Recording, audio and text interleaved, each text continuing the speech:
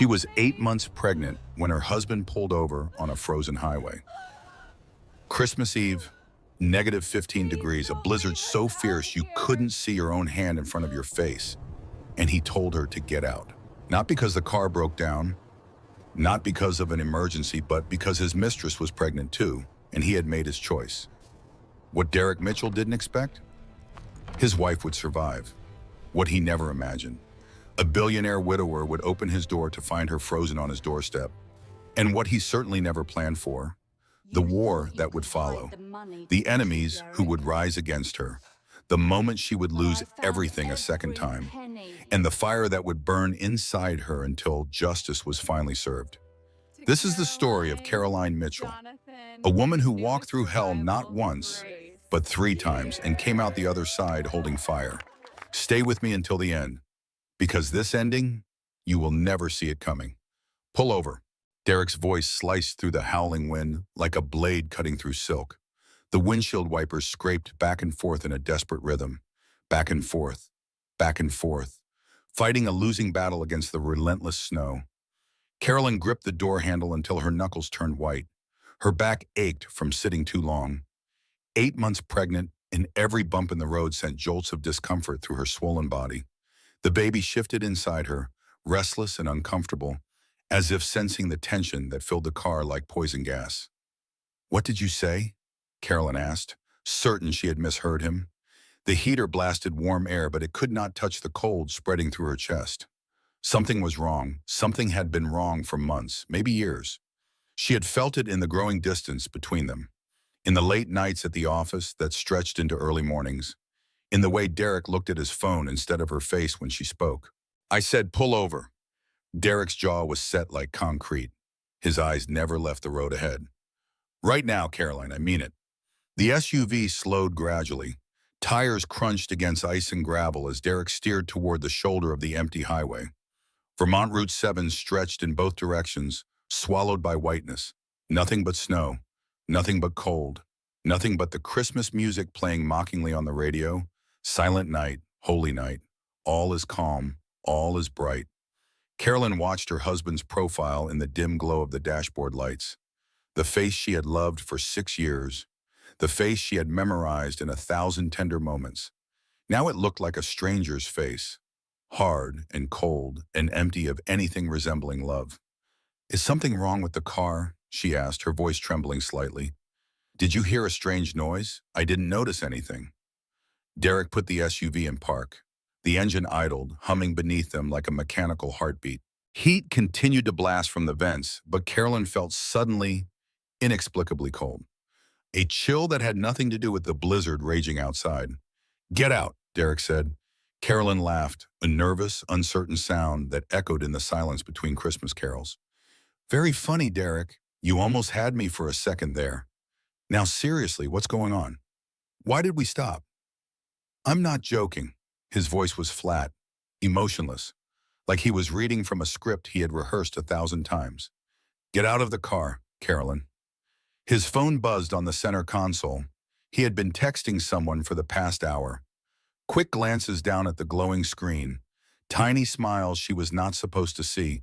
Fingers moving rapidly over the keyboard whenever he thought she was looking out the window. "Derek, it's negative 15 degrees outside." Carolyn placed both hands protectively over her swollen belly. The baby kicked hard, as if protesting the very idea. "We're in the middle of nowhere. The nearest town is probably 20 miles away, and I'm 8 months pregnant. This isn't funny anymore." "I told you I'm not joking." Derek finally turned to look at her. His blue eyes, the ones she had fallen in love with at a charity gala 6 years ago, were completely empty. No warmth, no guilt, no humanity. "Vanessa's pregnant too. She's due in March, just a few weeks after you. And I've made my choice." The words hung in the air between them. Carolyn heard them, but her brain refused to process their meaning. Vanessa. The name was familiar. Too familiar. Derek's executive assistant. 28 years old. Blonde hair that always looked professionally styled. Perfect smile that showed exactly the right amount of teeth. The woman who had been at every company event, standing just a little too close to Caroline's husband. "What are you talking about?" Caroline's voice came out as barely a whisper. Vanessa? Your assistant? Vanessa? Yes, Vanessa. Derek said the name like a caress, like a prayer. I've been seeing her for 3 years. She understands me in ways you never could. She supports my ambitions instead of holding me back. And now she's carrying my child. The child I actually want. 3 years. The number echoed in Caroline's mind like a death toll. 3 years of lies. 3 years of betrayal. 3 years of sleeping next to a man who was dreaming of someone else. But I'm carrying your child too. Carolyn heard her own voice breaking apart at the seams. Our daughter, the baby we tried so hard to conceive, all those fertility treatments, all those disappointments, and now finally, that baby was a mistake. Derek cut her off without a shred of remorse, an accident that never should have happened. I thought I had taken care of things. Apparently, I wasn't careful enough. Taking care of things. The phrase hit Caroline like a physical blow. What did that mean? What had he done? She looked at her husband, really looked, and tried to understand how she had missed this. How had she not seen the monster beneath the charming exterior? The truth was, Derek Mitchell had learned to hide his true nature from a very young age. Growing up as the only son of Edward Mitchell, he had been taught that weakness was unacceptable. Emotions were liabilities. Other people existed only to be used, manipulated, controlled. His mother Marguerite had doted on him obsessively while simultaneously criticizing everything he did. His father had praised him only for victories and punished him mercilessly for any failure. By the time Derek was 18, he had learned that love was transactional, that relationships were strategic, that the best way to get what you wanted was to make people believe you cared about them, use them until they were no longer useful, and then discard them without a second thought. Caroline had been his most successful project yet. Beautiful, educated, kind.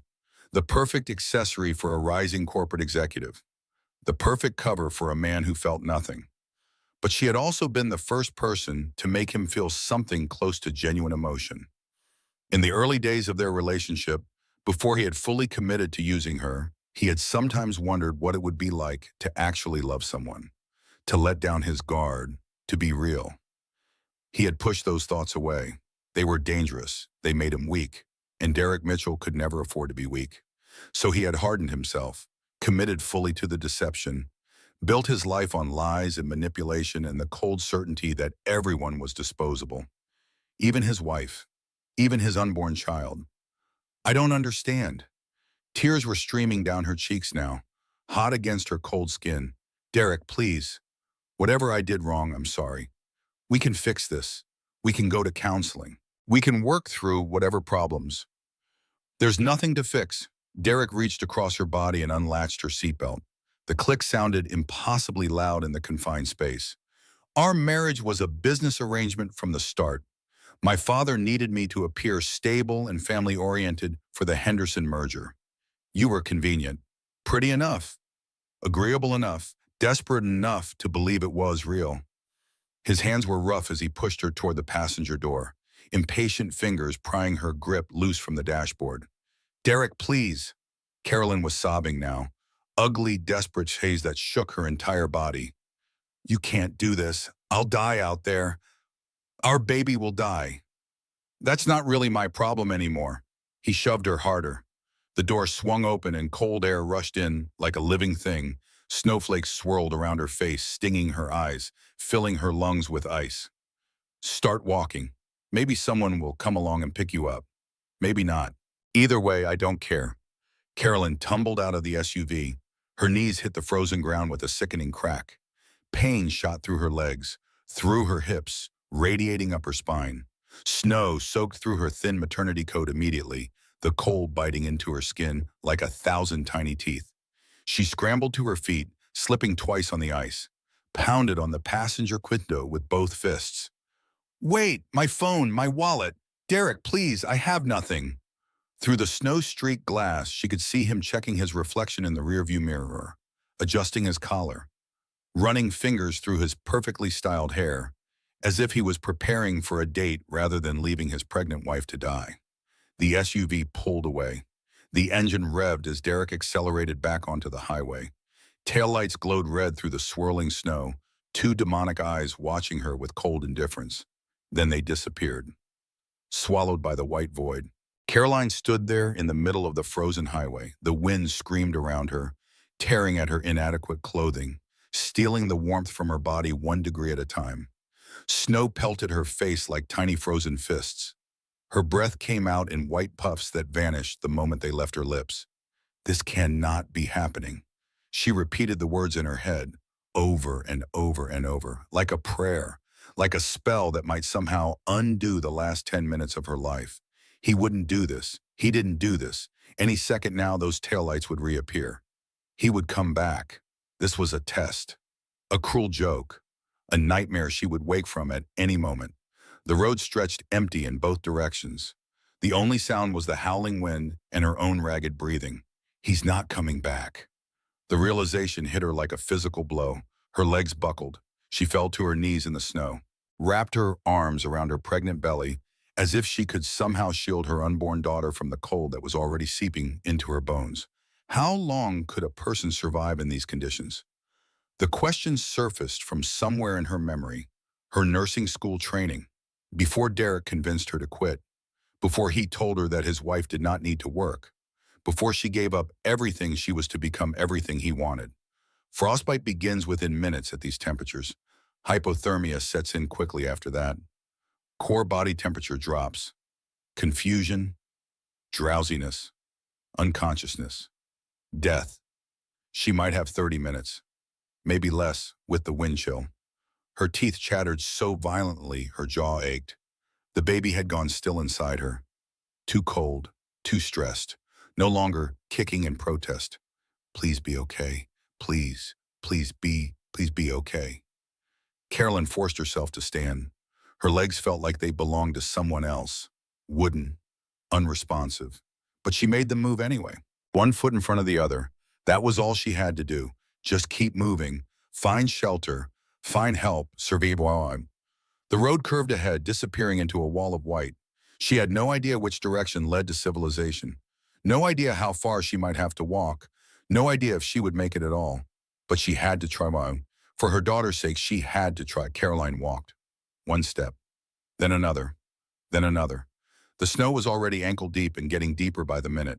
Her ballet flats were completely useless, soaked through within seconds. She could not feel her toes anymore, could barely feel her feet. The wind tore at her coat, finding every gap, every seam, every vulnerability. Her fingers had gone numb inside the thin gloves she had foolishly worn. Fashion over function, always trying to look perfect for Derek, always trying to be what he wanted. And look where that had gotten her. She had been walking for what felt like hours, but was probably only 40 minutes when she saw it. A flicker through the trees, a warm glow cutting through the relentless white. Lights, actual lights, a building of some kind. Caroline pushed forward with renewed desperation. Her legs burned, her lungs screamed with every frozen breath. Black spots danced at the edges of her vision, but she kept moving, toward the lights, toward hope. The trees opened up and she saw it clearly for the first time. A massive stone estate perched on a gentle hill. 3 stories of gray stone and dark timber, windows glowing golden against the storm. A long driveway lined with snow-covered hedges. A wreath on the front door, icicle lights hanging from the eaves. It looked like something from a Christmas card, or a dream, or the kind of hallucination that came right before you froze to death. Please be real. Please be real. Please be real. The driveway seemed endless, each step harder than the last. Her body was shutting down. She could feel it happening in slow motion, the strange warmth spreading through her limbs that she knew meant hypothermia was winning, the drowsiness tugging at the edges of her consciousness. Just a few more steps, just a few more. The front door loomed before her, massive oak with iron fixtures, a brass knocker shaped like a lion's head. She reached for it with hands that would not cooperate. Her fingers refused to close around the cold metal. Carolyn collapsed on the doorstep, the cold stone pressed against her cheek, rough and hard and somehow comforting. Snow dusted her eyelashes, her lips, her hair. Above her, the sky was dark and angry, churning with more snow to come. So this is how I die. The thought was strangely peaceful. She had tried. She had fought. She had walked through a blizzard with her daughter inside her. That had to count for something. Her eyes drifted closed. The cold was receding now, replaced by a false warmth that wrapped around her like a blanket. This was the end, she knew. The body's final trick before shutting down completely. "I'm sorry, baby girl," Mommy tried. The last thing she heard before the darkness claimed her was the creak of the door opening above her, and a man's voice filled with shock and something that sounded almost like hope cutting through the howling wind. "My God, what happened to you? Margaret! Margaret! Call Dr. Brennan, now!" Strong arms lifted her from the cold stone. Warmth surrounded her, a heartbeat that was not her own pulsed against her cheek. And then there was nothing but darkness. Warmth was the first thing Caroline felt when awareness began to return. Not the false warmth of hypothermia. Real warmth. The kind that seeped into frozen bones and reminded them what it meant to be alive. The kind that came from roaring fires and thick blankets in the presence of other human beings. She tried to open her eyes, but her lashes were stuck together, frozen solid and matted with melted snow. Someone was rubbing her hands between theirs. Large hands, strong hands, gentle despite their size. "That's it. Come back to us. You're doing wonderfully. Just keep fighting." A man's voice, deep and cultured, with the faintest trace of an accent she could not place. Boston, maybe, or somewhere in Europe. Not Derek's voice. This voice was kind, concerned. The voice of someone who actually cared whether she lived or died. Caroline forced her eyes open through sheer willpower. The world swam into focus slowly, like a photograph developing in chemicals. A ceiling with dark wooden beams crossing in geometric patterns. A chandelier that dripped with crystals, catching and throwing light in 1,000 directions. Firelight dancing on walls covered in silk wallpaper. "There you are." The man leaned into her field of vision. He was older than Derek, mid-40s perhaps. Salt and pepper hair swept back from a high forehead, dark eyes set deep beneath heavy brows. A face that might have been handsome once before grief carved lines around his mouth and shadows under his eyes. Handsome still, in a weathered sort of way, like a house that had survived too many storms. "Where am I?" Carolyn's voice emerged as a croak. Her throat felt like she had swallowed sandpaper. "You're safe, that's what matters." The man tucked the blanket tighter around her shoulders with surprising tenderness. "My name is Jonathan Ashford. You collapsed on my doorstep about 25 minutes ago. My housekeeper is making you something warm to drink while we wait for the doctor." Caroline tried to sit up. The room spun violently, colors and shapes blurring together into a nauseating kaleidoscope. She fell back against the cushions with a groan. "Easy now. You nearly died out there. Hypothermia was setting in. Another few minutes and your core temperature would have dropped below the point of recovery." Jonathan's voice was calm, but his eyes told a different story. He had been afraid for her. This stranger had actually been afraid she might die on his doorstep. "The baby seems fine. Strong heartbeat, according to Margaret. She used to work as a nurse before she came to work for my family." The baby. Carolyn's hands flew to her stomach, suddenly terrified. Her belly was still round beneath the layers of blankets. Still warm, still there, but so quiet. Why wasn't the baby moving? "Here." Jonathan pressed something cool against her palm, a stethoscope. "Listen for yourself. Margaret checked twice already, but I thought you might want to hear it." Caroline placed the stethoscope against her belly with trembling hands. Jonathan helped her position it correctly, his fingers brushing against hers with clinical detachment. She pressed the earpieces into place and listened. Thump, thump, thump, thump, thump, thump. Her daughter's heartbeat, fast and strong and beautifully alive. "She's okay." Carolyn choked on the words as tears spilled down her cheeks. "Oh God, she's okay." "She's a fighter." Jonathan's voice softened slightly. "Like her mother, apparently." An older woman appeared in the doorway, silver hair pulled back in a neat bun, wire-rimmed glasses perched on a nose that had clearly been broken at some point and healed slightly crooked. She carried a tray with a steaming mug and a thick wool blanket draped over her arm. "The tea is ready, Mr. Ashford." She bustled into the room with the efficient movements of someone who had spent decades taking care of others. Chamomile with honey and a splash of brandy for medicinal purposes. "And I've got the blue guest room warming up for when she's ready to move." Thank you, Margaret. Jonathan rose from his position beside the sofa. He was taller than Caroline had realized, over 6 feet, with a lean build of someone who had once been athletic, but had let physical fitness slide in favor of other concerns.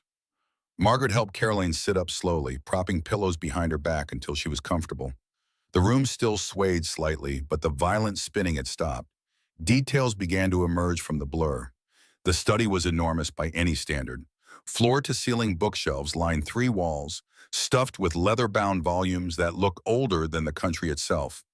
A massive fireplace dominated the fourth wall, flames crackling orange and gold and casting dancing shadows across an oriental rug that probably cost more than Caroline's entire wardrobe.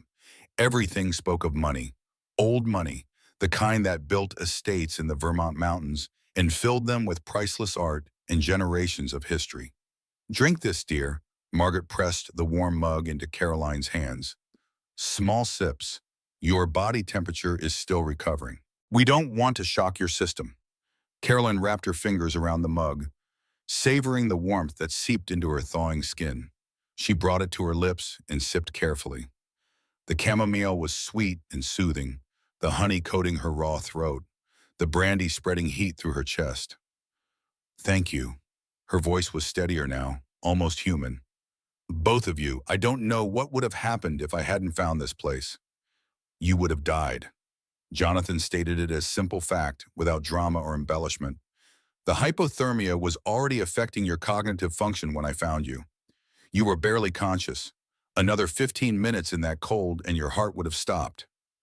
Carolyn shuddered at the matter-of-fact assessment of her near-death experience.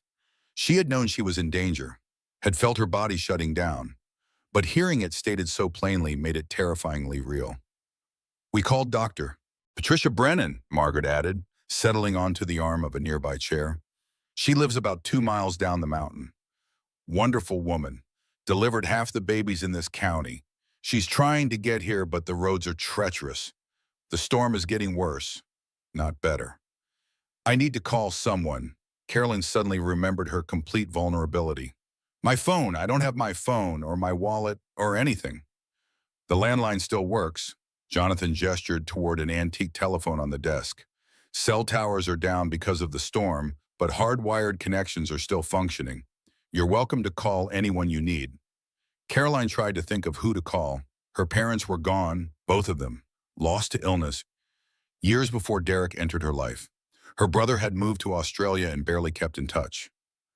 Her friends had drifted away during her marriage, one by one, as Derek isolated her from everyone who might have told her the truth. There was only Rachel, her college roommate, her best friend, the one person who had refused to give up on her no matter how many canceled lunches and unreturned phone calls accumulated between them. First, you need to tell us what happened. Jonathan's voice was gentle but firm. How did you end up on my doorstep in the middle of a Christmas Eve blizzard? 8 months pregnant and dressed like you were going to a holiday party, not a polar expedition. Carolyn looked down at herself. The thin maternity dress she had worn to please Derek, the inadequate coat that was more fashion than function, the ruined ballet flats that had offered no protection against the snow. She must look ridiculous. A cautionary tale about vanity in the face of nature's fury. My husband. The word tasted like ash on her tongue. We were driving to his parents' house for Christmas. We do it every year, 2 hours from Boston to their estate in Stowe. She paused, took another sip of tea, gathered the strength to continue. He pulled over, on the highway, in the middle of the storm. Her voice began to shake. He told me to get out. Said his girlfriend was pregnant.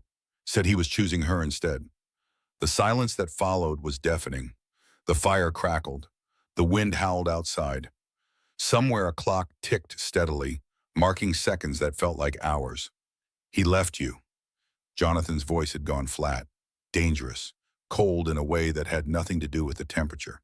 Your husband left you, on a highway, in a blizzard, 8 months pregnant with his child. Yes, Carolyn could not meet his eyes. The shame was overwhelming, though she knew logically that she had done nothing wrong. This was Derek's cruelty, not her failure, but shame did not operate on logic. That's attempted murder. Jonathan's words were clipped, precise. the voice of a man accustomed to dealing with lawyers and contracts and consequences. At minimum, criminally negligent homicide if you had died, which you very nearly did. I know. The tears came then. Carolyn had been holding them back since she woke up, but now they poured down her cheeks in hot streams. I know what it was. I know what he did. I just can't believe. Her voice broke completely. 6 years of marriage dissolving in a single horrible moment on a frozen highway. Everything she thought she knew about her life revealed as a carefully constructed lie. Margaret was beside her in an instant, strong arms wrapped around her shoulders, pulling her close against a cardigan that smelled of lavender and vanilla and safety. Oh, honey. Margaret's voice cracked with shared emotion. Oh, you poor thing. What kind of monster does something like that? What kind of creature leaves a pregnant woman to freeze to death on Christmas Eve? Carolyn sobbed into the older woman's shoulder. Great heaving sobs that shook her entire body and seemed to come from somewhere deep inside her soul. She cried for the husband she thought she loved, for the marriage she thought was real, for the future that had shattered like ice on concrete. I'm sorry, she managed the words between sobs. I'm so sorry. You don't even know me. You don't owe me anything. And here I am falling apart in your house on Christmas Eve. You have nothing to apologize for. Jonathan had moved to stand by the fireplace, one hand resting on the mantel near a photograph in a silver frame. A woman with dark hair and laughing eyes looked out from the picture. Beautiful, full of life, full of a joy that seemed impossible in this moment of pain. What that man did was monstrous, Jonathan continued, his eyes still fixed on the photograph. You're not falling apart. You're surviving. There's a significant difference. Carolyn lifted her head from Margaret's shoulder, wiped her eyes with the back of her hand, looked at this stranger who had saved her life and was now offering her something she had not experienced in years, understanding without judgment, compassion without pity. Why are you being so kind to me? She asked. Jonathan was quiet for a long moment. His gaze drifted from the photograph on the mantel to the window where snow continued to fall in endless sheets of white. His reflection stared back at him, ghost-like and hollow, because my wife would have expected nothing less. His voice was barely above a whisper. Elizabeth collected strays, that's what she called them. People who needed help, animals who needed rescue, causes that needed champions. She would have carried you inside herself if she were still here. She would have fought for you. Would have. We're still here. Past tense. Carolyn understood then. The photograph, the sadness in his eyes, the emptiness that hung over this beautiful house like a shroud. I'm sorry for your loss, she said. Jonathan nodded once, brief, controlled, the acknowledgement of a man who had heard those words too many times and still had no idea what to do with them. Margaret, please prepare the blue guest room. Our guests will be staying until the storm passes. He paused, checked the weather app on his phone, and frowned, which according to the latest forecast will be at least 48 hours, possibly longer if this system stalls like they're predicting. 48 hours? Carolyn's heart sank. I can't impose on you for that long. There must be somewhere else I can join, a hotel or a shelter, or the roads are completely impassable. Even if we wanted to move you, which I don't recommend in your condition, there's nowhere to go. Jonathan's expression softened slightly, the hard edges of his face relaxing by millimeters. Please stay. Rest. Let Margaret fuss over you, which she will regardless of what either of us says, and let Dr. Brennan examine you properly when she arrives. There was no room for argument in his tone, and truthfully, Caroline had no energy left to argue. Her body ached, her heart was shattered, and her baby needed warmth and safety, not a mother foolish enough to venture back into a storm that had nearly killed them both. Thank you, she whispered. I don't know how I'll ever repay you. You can repay me by surviving. Jonathan's eyes met hers, dark and intense and filled with something she could not name. That's all I ask, survive. For yourself, for your daughter. Prove that monster wrong about everything. He turned and left the room. His footsteps echoed on the hardwood floors, growing fainter until they disappeared entirely. Margaret helped Caroline to her feet. Her legs were unsteady but functional.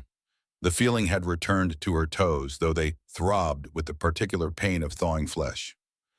Don't mind Mr. Ashford, Margaret said quietly as she guided Caroline toward the grand staircase. He doesn't mean to seem cold. He's just broken. Has been since Mrs. Elizabeth passed 3 years ago. Cancer. She fought it hard, but in the end, she shook her head sadly. He hasn't been the same since. None of us have. They climbed the stairs slowly. Caroline's hand trailed along a banister polished by generations of touches. Family portraits lined the walls. Men in military uniforms, women in elegant gowns, children with dogs and horses, and the confident expressions of those born to privilege. How long have you worked here? Caroline asked. 35 years come February. Margaret smiled at the memory. I started when I was barely older than you, came to help with a dinner party and never left.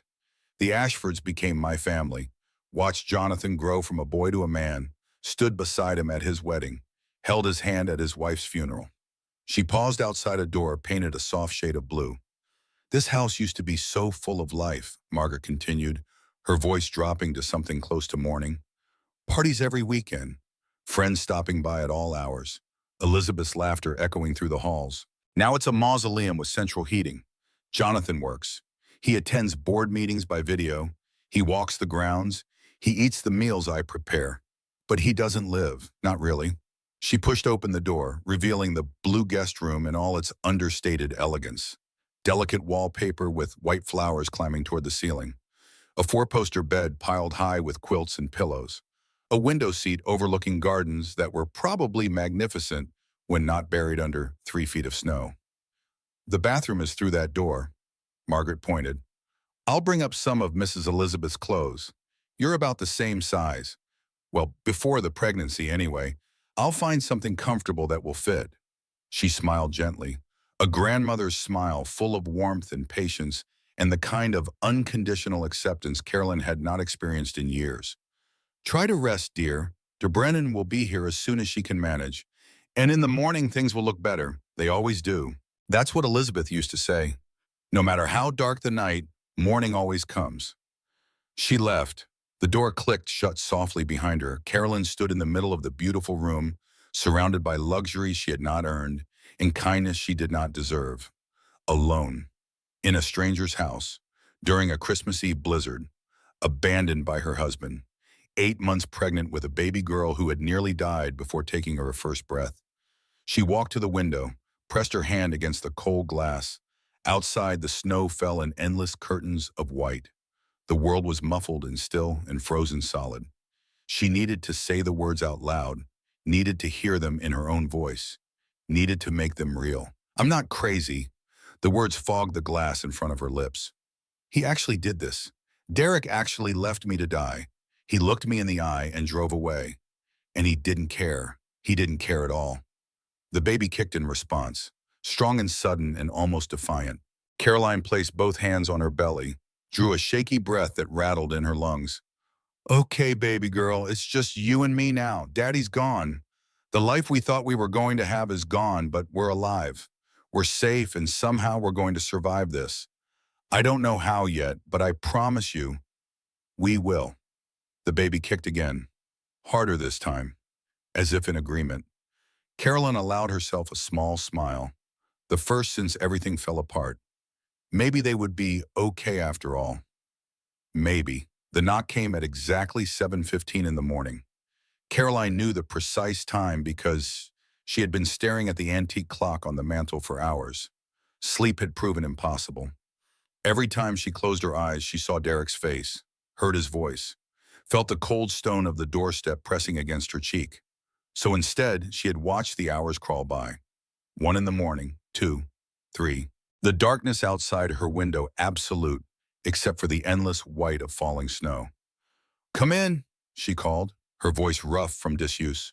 The door opened and a woman entered. Early 50s, short gray hair cut in a practical style that suggested she had no patience for fussing with appearance. A face that was handsome rather than pretty, with strong bones and intelligent brown eyes.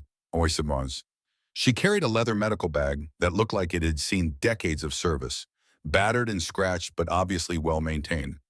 I'm Dr. Patricia Brennan. She set the bag on the nightstand with a decisive thump. I drove my snowmobile 2 miles through what can only be described as the apocalypse to get here, so I hope you appreciate the effort. Despite everything, Carolyn felt the ghost of a smile tugging at her lips. I appreciate it more than you know. Good. DeBrennan pulled out a stethoscope that was clearly her most prized possession, worn smooth from thousands of examinations. Now let's check on this baby of yours.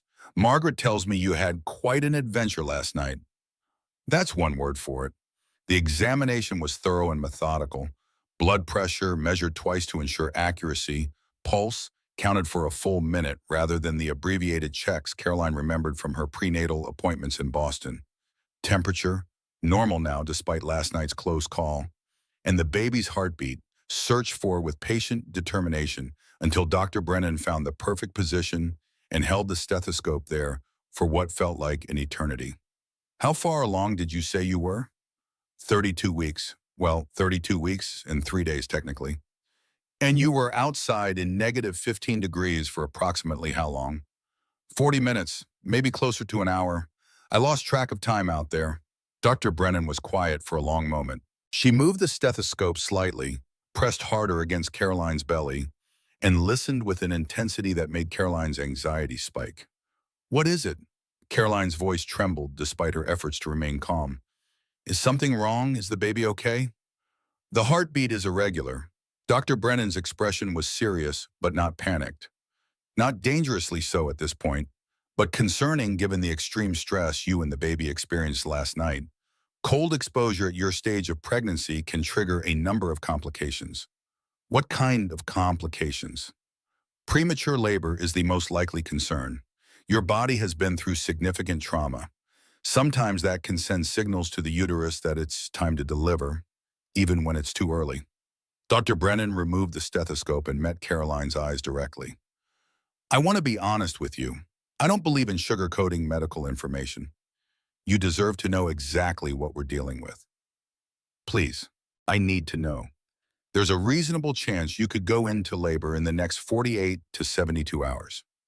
If that happens and there are complications, if the baby is in distress or positioned incorrectly, you would need an emergency cesarean section. And you can't do that here. Not safely. I have basic surgical capabilities for emergencies, but a cesarean requires a sterile operating environment, anesthesia, blood supplies ready in case of transfusion, and specialized neonatal equipment for a premature infant. DeBrennan shook her head slowly. I can deliver a baby vaginally with my eyes closed. I've done it hundreds of times, including in far more primitive conditions than this. But a surgical delivery is a different matter entirely. Carolyn stared at the ceiling, the beautiful ceiling with its dark wooden beams and its crystal chandelier. In this beautiful room, in this beautiful house, where she had been dying 24 hours ago. The roads, she said, when will they be passable? The storm isn't supposed to break for at least another 36 hours. After that, assuming the plows are working, probably another 12 to 24 hours before the main roads are clear enough for an ambulance. Dr. Brennan's voice softened slightly. We're looking at 48 hours minimum before we could get you to a hospital, even in an emergency. So if I go into labor, then I will do everything in my power to deliver your baby safely. I have medications to slow labor if it starts. I have tools for most scenarios that might occur. And I have nearly 30 years of experience bringing babies into this world. Dr. Brennan squeezed her hand firmly. I'm not telling you this to frighten you. I'm telling you because you have a right to know. And because the best thing you can do right now is remain calm, get plenty of rest, and let your body recover from the trauma it experienced. And if I need a cesarean, then we will cross that bridge if we come to it.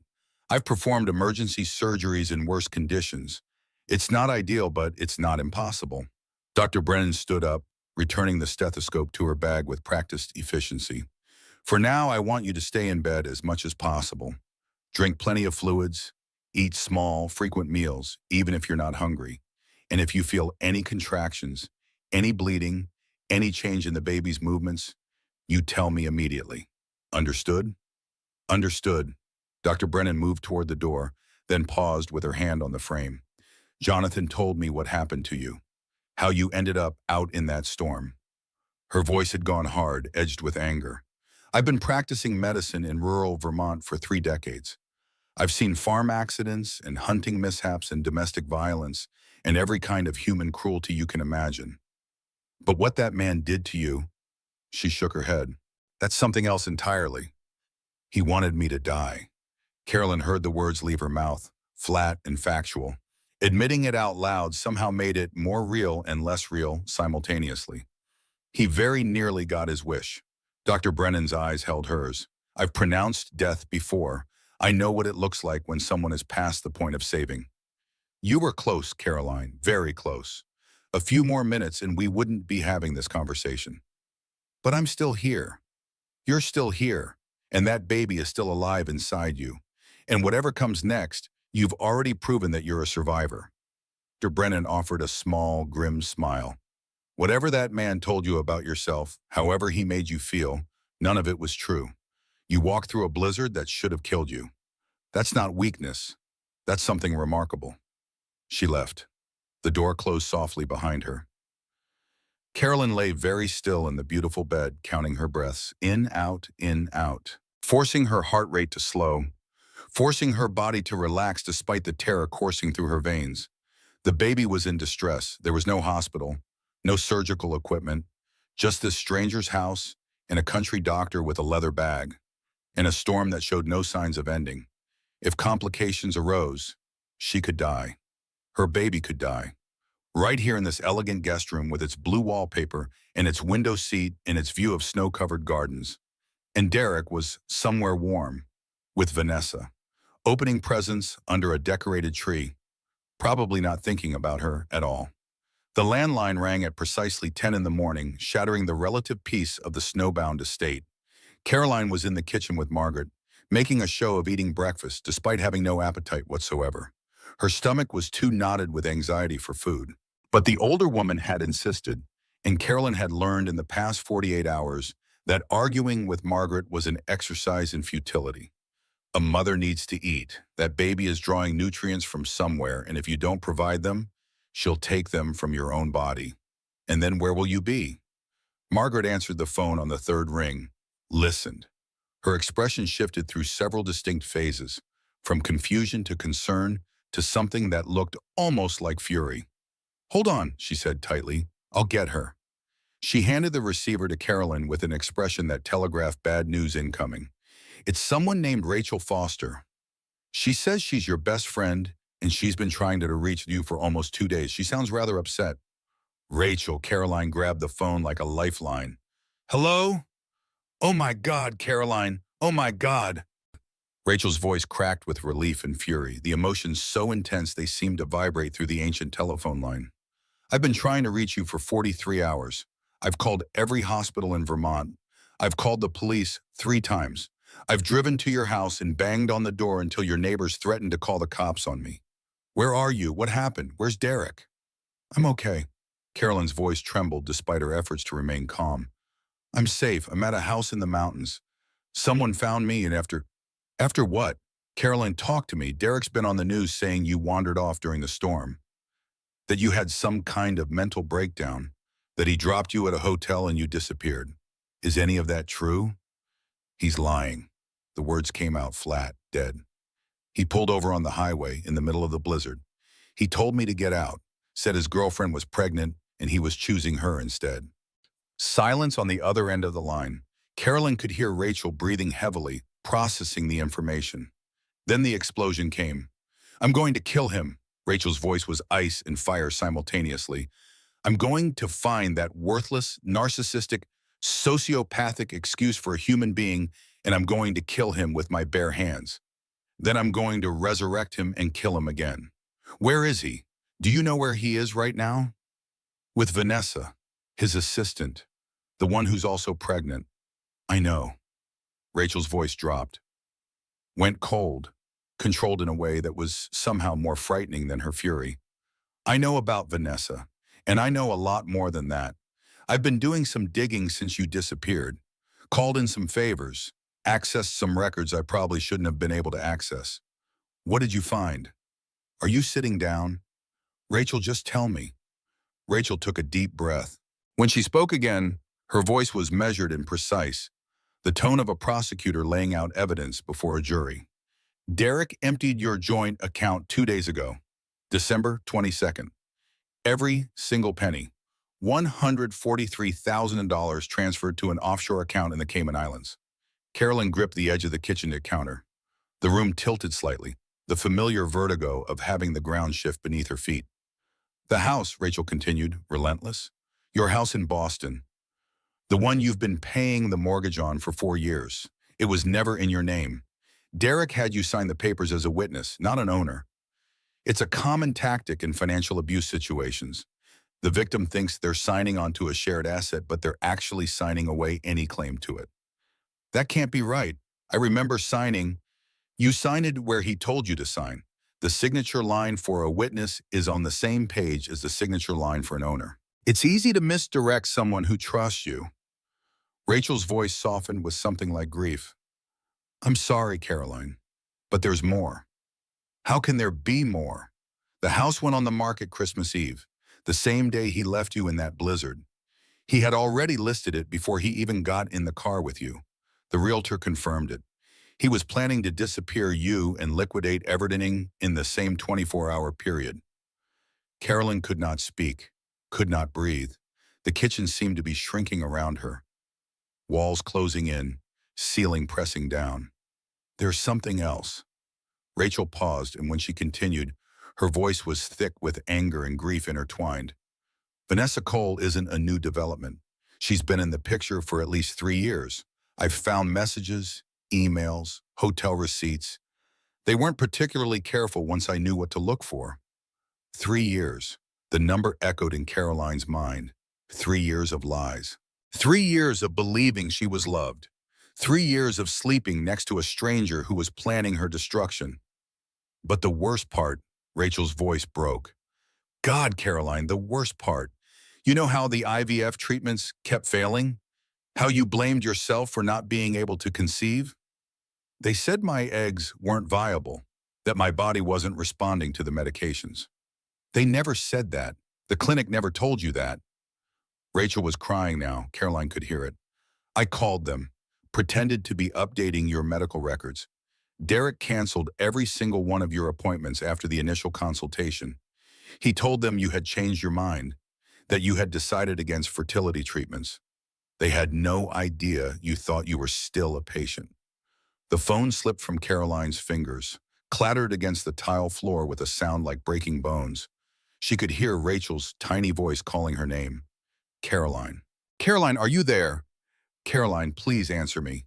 She could not bring herself to pick it up. Margaret was beside her in an instant, strong arms guiding her to a chair, warm hands pressing a glass of water into her grip. Brathimarian, breathe, Margaret commanded. Whatever it is, whatever you just heard, you need to breathe. Think about that baby. Think about staying calm for her. Carolyn breathed in, out, but each breath felt like inhaling broken glass. Each exhale felt like releasing a piece of her soul. He did not just leave her in the snow. He had systematically destroyed her life over the course of years. The money, the house, the fertility treatments, everything she thought was real had been a carefully constructed illusion designed to keep her docile and controllable until he no longer needed her. And she had believed every lie, trusted every false word, loved a man who had never seen her as anything more than a tool to be used and discarded. Margaret picked up the phone, spoke briefly to Rachel in low, urgent tones, wrote down a number, promised to call back when Caroline was stable. Then she sat with her in the kitchen, said nothing, just held her hand while the snow finally began to stop outside, and something inside Caroline finally irrevocably shattered. The contractions started that evening. At first, Caroline thought it was nothing. Braxton Hicks, false labor, the baby stretching. She had experienced similar sensations throughout her pregnancy, brief tightenings that came and went without progressing. But these did not go away. They came closer together, stronger, more insistent. Dr. Brennan appeared at her side within minutes of Margaret's urgent summons. How far apart? 7 minutes, maybe 6. Carolyn gripped the armrest of the couch, breathing through a contraction that felt like a vice tightening around her middle. This can't be happening. It's too early. She needs more time. Your body has been through tremendous trauma. Sometimes that sends signals to the uterus that it's time to deliver, regardless of whether the timing is ideal. Dr. Brennan checked the baby's heartbeat with her worn stethoscope. Elevated but strong. We need to monitor closely and try to slow things down if possible. Can you stop it? Sometimes we'll try everything we can. They moved Caroline to the master bedroom, the largest room in the house, easiest to work in if things became complicated. Margaret had transformed it into a makeshift delivery room with clean linens and sterilized instruments and everything Dr. Brennan might conceivably need. Jonathan helped carry supplies. His face was pale beneath his usual composure, but his hands were steady. He moved with the calm efficiency of a man who had faced crisis before and learned to function through fear. "What can I do?" he asked. "Stay close. I might need you." Rachel paced in the hallway, having arrived just hours earlier with evidence and anger in equal measure. Thomas waited downstairs, too young to be useful but too invested to leave. And Carolyn lay at the center of it all, terrified, vulnerable, 32 weeks pregnant in a stranger's house during what was supposed to be Christmas. "If I don't survive this," she said during a break between contractions, "I need you to make sure everyone knows the truth about Derek, about what he did. I can't let him win." "You're going to survive." Jonathan's voice was fierce with certainty. "You've survived too much to give up now. But if I don't, you will." He took her hand, held it firmly. "Elizabeth didn't send you to my doorstep just to have you die in my house. That's not how her cosmic delivery service works."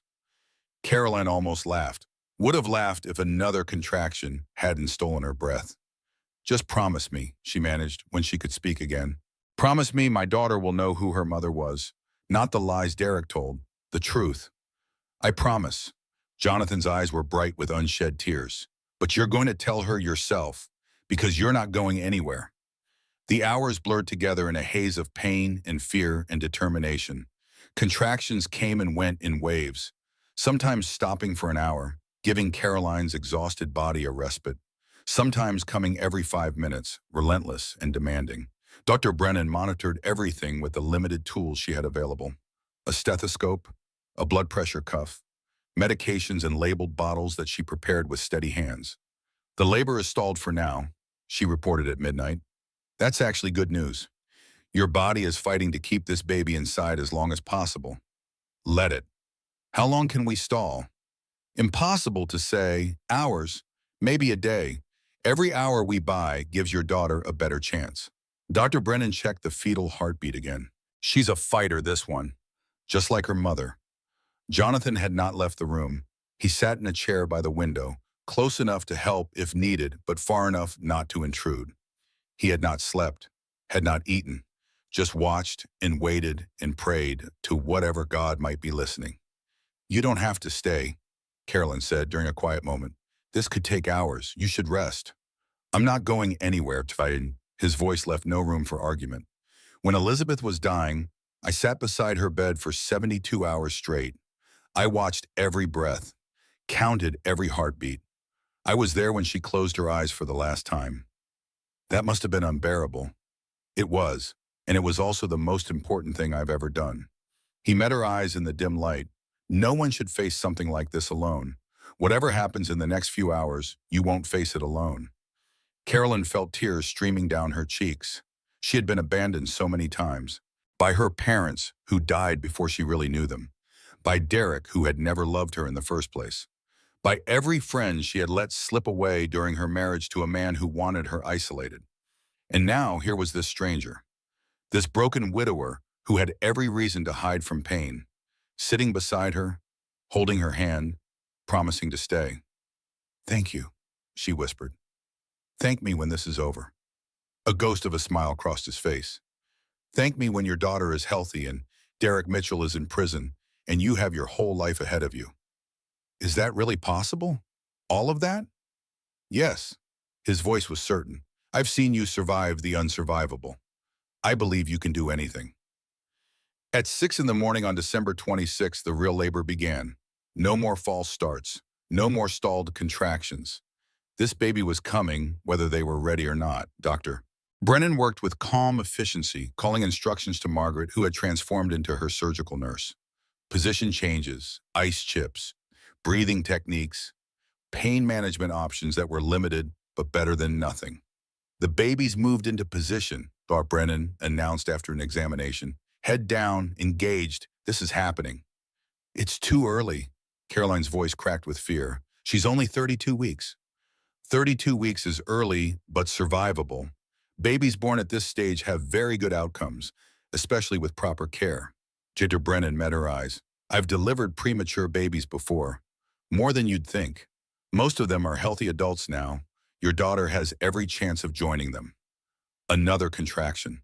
Caroline screamed, squeezed Jonathan's hands so hard she thought she might break his fingers. Breathe, he commanded. Focus on me. Look at my eyes. We're going to count through this together. 1, 2, 3. His voice anchored her through the pain, a lifeline in a sea of agony. She focused on his face, on his dark eyes, on the steady rhythm of his counting. Good, Brent said when the contraction passed. You're dilating quickly. This baby is in a hurry to meet the world. The next hour was a blur. Push, rest, push again, breathe, don't push yet, now push. Carolyn stopped thinking, stopped feeling anything except the primal need to bring her daughter into the world. Her entire existence narrowed to this single purpose. And then, the cord is wrapped around the neck. The words cut through the haze like a knife. Carolyn saw the fear flash across Dr. Brennan's face before she could mask it. What does that mean? It means I need to work quickly. Stay calm. Let me do my job. Dr. Brennan's hands moved with precision, manipulating the baby's position in ways Caroline could not see but could feel. The pressure was immense. The fear was suffocating. One more push, Doctor, Brennan commanded. Give me everything you have, now. Caroline pushed, screamed, gave everything she had and more. Silence, the worst kind of silence. A void where a cry should be. Then, a wail, small and furious and absolutely beautiful. The most perfect sound Caroline had ever heard. It's a girl. Dr. Brennan's voice cracked with relief and emotion.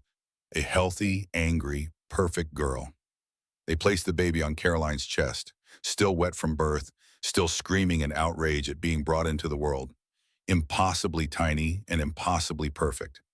Caroline looked down at her daughter, dark hair plastered to a wrinkled skull, eyes squeezed shut against the light, fists waving in protest at the indignity of existence.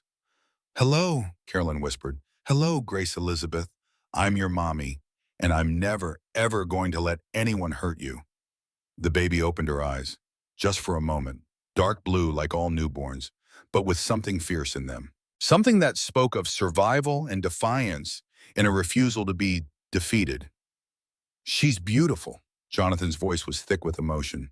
She's absolutely beautiful. Grace Elizabeth Mitchell, Carolyn announced to the room. Grace because only Grace brought us here. Elizabeth for the woman whose home saved us both. Jonathan made a sound that was somewhere between a laugh and a sob. His hand trembled as he reached out to touch the baby's cheek. Elizabeth would be honored, he managed. Dr. Brennan allowed them a moment of peace. Then she got back to work, checking vital signs and cleaning up and doing all the things that needed to be done after a birth. 5 pounds, 2 ounces, she announced. Small but healthy, lungs sound clear, heartbeat is strong. Considering everything you both went through, this is nothing short of a miracle. A Christmas miracle, Margaret said from the doorway, tears streaming down her face. A day late, but still a miracle. 2 days after Grace's birth, the roads finally cleared. Police arrived first, 2 state troopers in a cruiser that struggled up the still icy driveway, their faces grim with the weight of what they had come to discuss. Mrs. Mitchell, the older officer, removed his hat as he entered the library where Caroline waited. I'm Sergeant Robert Walsh. This is Officer Jennifer Davis. We've been investigating your case since your friend filed the missing person report. I'm happy to give a statement. Carolyn sat in the chair by the fire, Grace sleeping peacefully in her arms. I've been waiting to tell my side of the story. The statement took nearly 3 hours. Caroline recounted everything in precise detail. The drive from Boston, Derek's phone buzzing with messages he tried to hide. The moment he pulled over on the empty highway, his exact words when he told her to get out. She told them about the blizzard, the cold, the desperate walk through snow that should have killed her, the doorstep where she collapsed. She told them about the financial betrayal, the emptied accounts, the house sold from under her, the 3 years of affairs carefully hidden behind lies and gaslighting. She told them about the IVF sabotage, the appointments canceled in her name, the years of believing her body was broken while her husband systematically prevented the pregnancy they were supposedly trying for. When she finished, both officers looked shaken. "This is attempted murder," Sergeant Walsh said flatly. "Premeditated attempted murder. He abandoned you in conditions that he knew would likely kill you, and he did so after carefully arranging his finances to benefit from your death." "Can you prove that?" "We have GPS data showing exactly where he stopped the car and for how long. Phone records showing he was texting his mistress at the time. Bank transfers that demonstrate premeditation." The sergeant's jaw tightened. "The evidence is overwhelming. We've already issued a warrant for his arrest. He's been on television calling me mentally unstable. We've seen the interviews. They won't help him."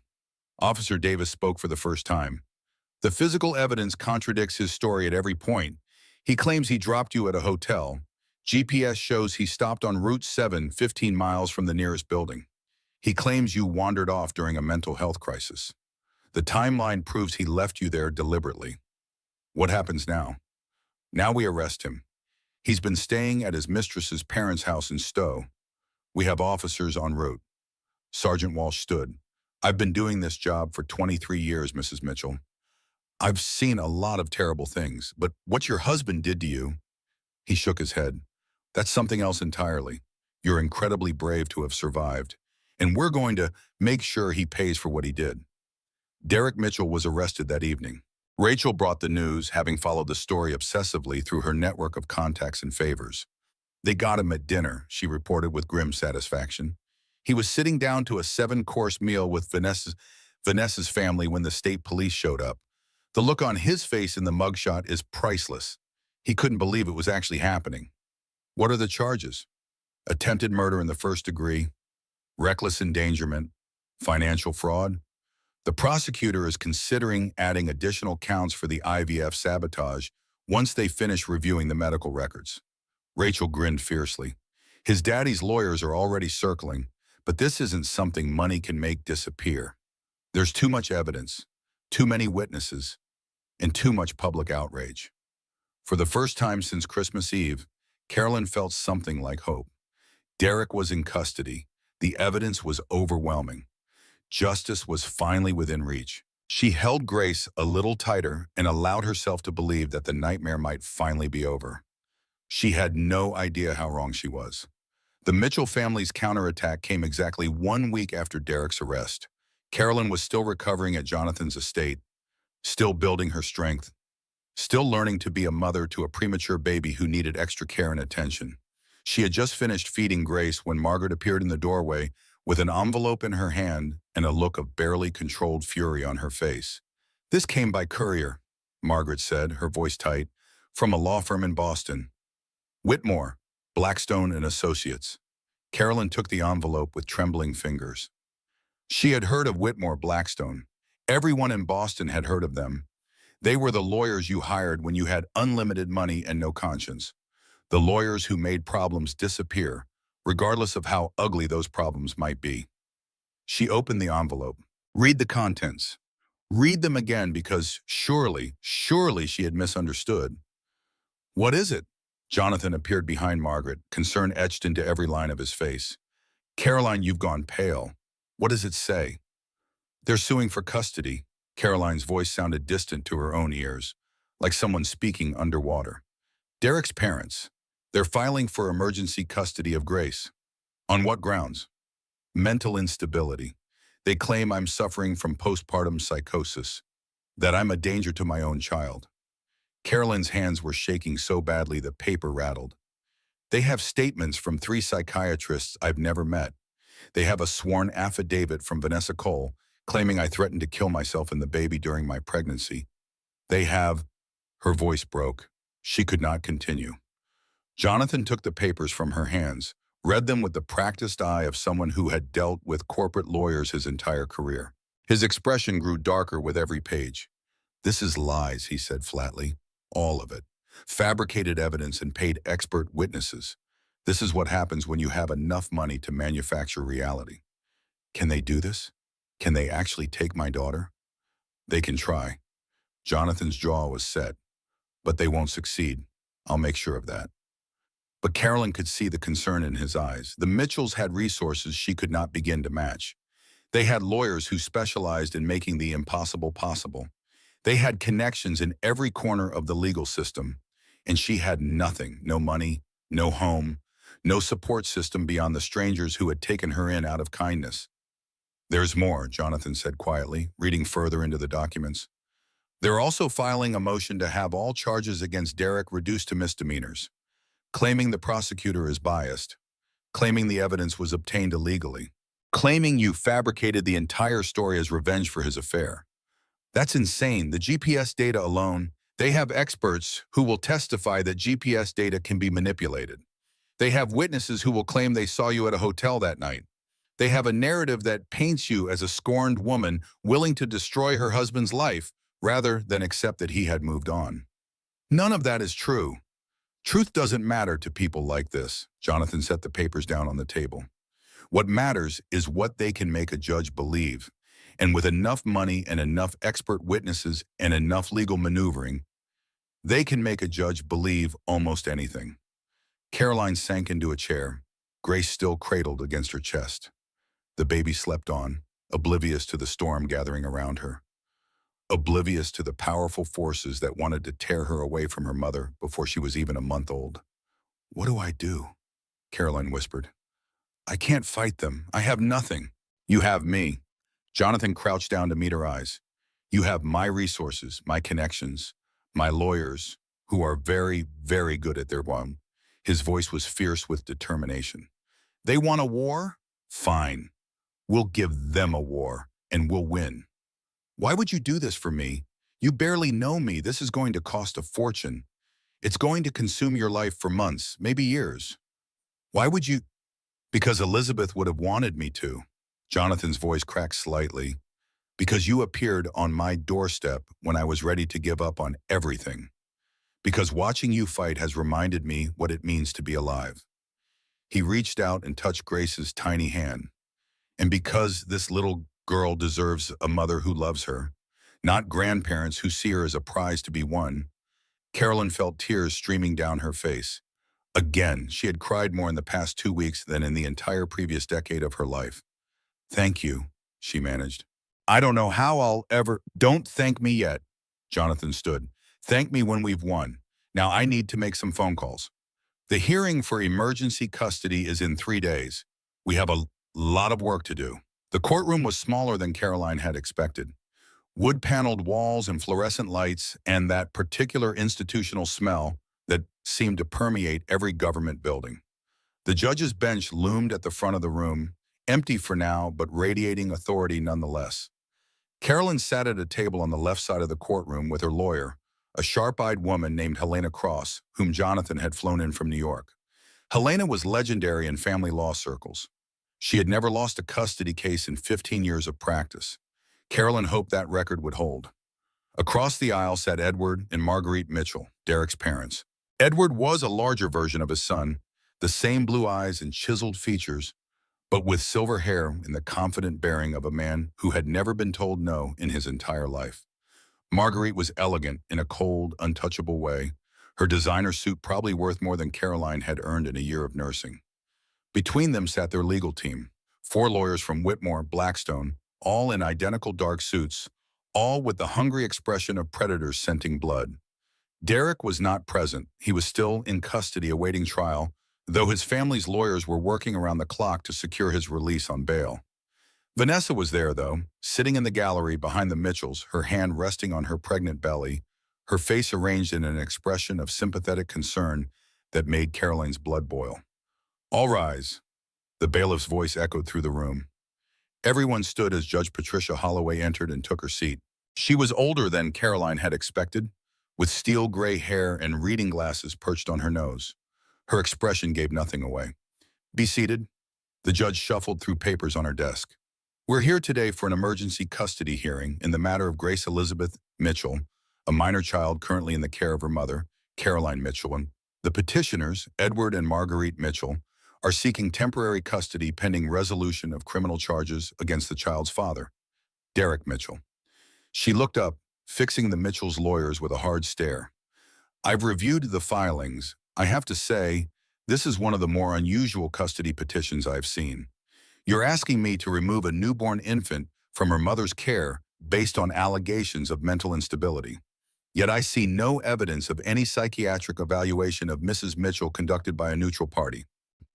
"Your Honor," the lead Mitchell lawyer rose smoothly, "we have statements from 3 board-certified psychiatrists who have never examined Mrs. Mitchell in person." "I can read, counsel." The judge's voice was dry. "I also note that all 3 psychiatrists are affiliated with medical practices that have received significant donations from the Mitchell Family Foundation over the past decade." The lawyer's smile flickered but held. "The qualifications of our experts are beyond question.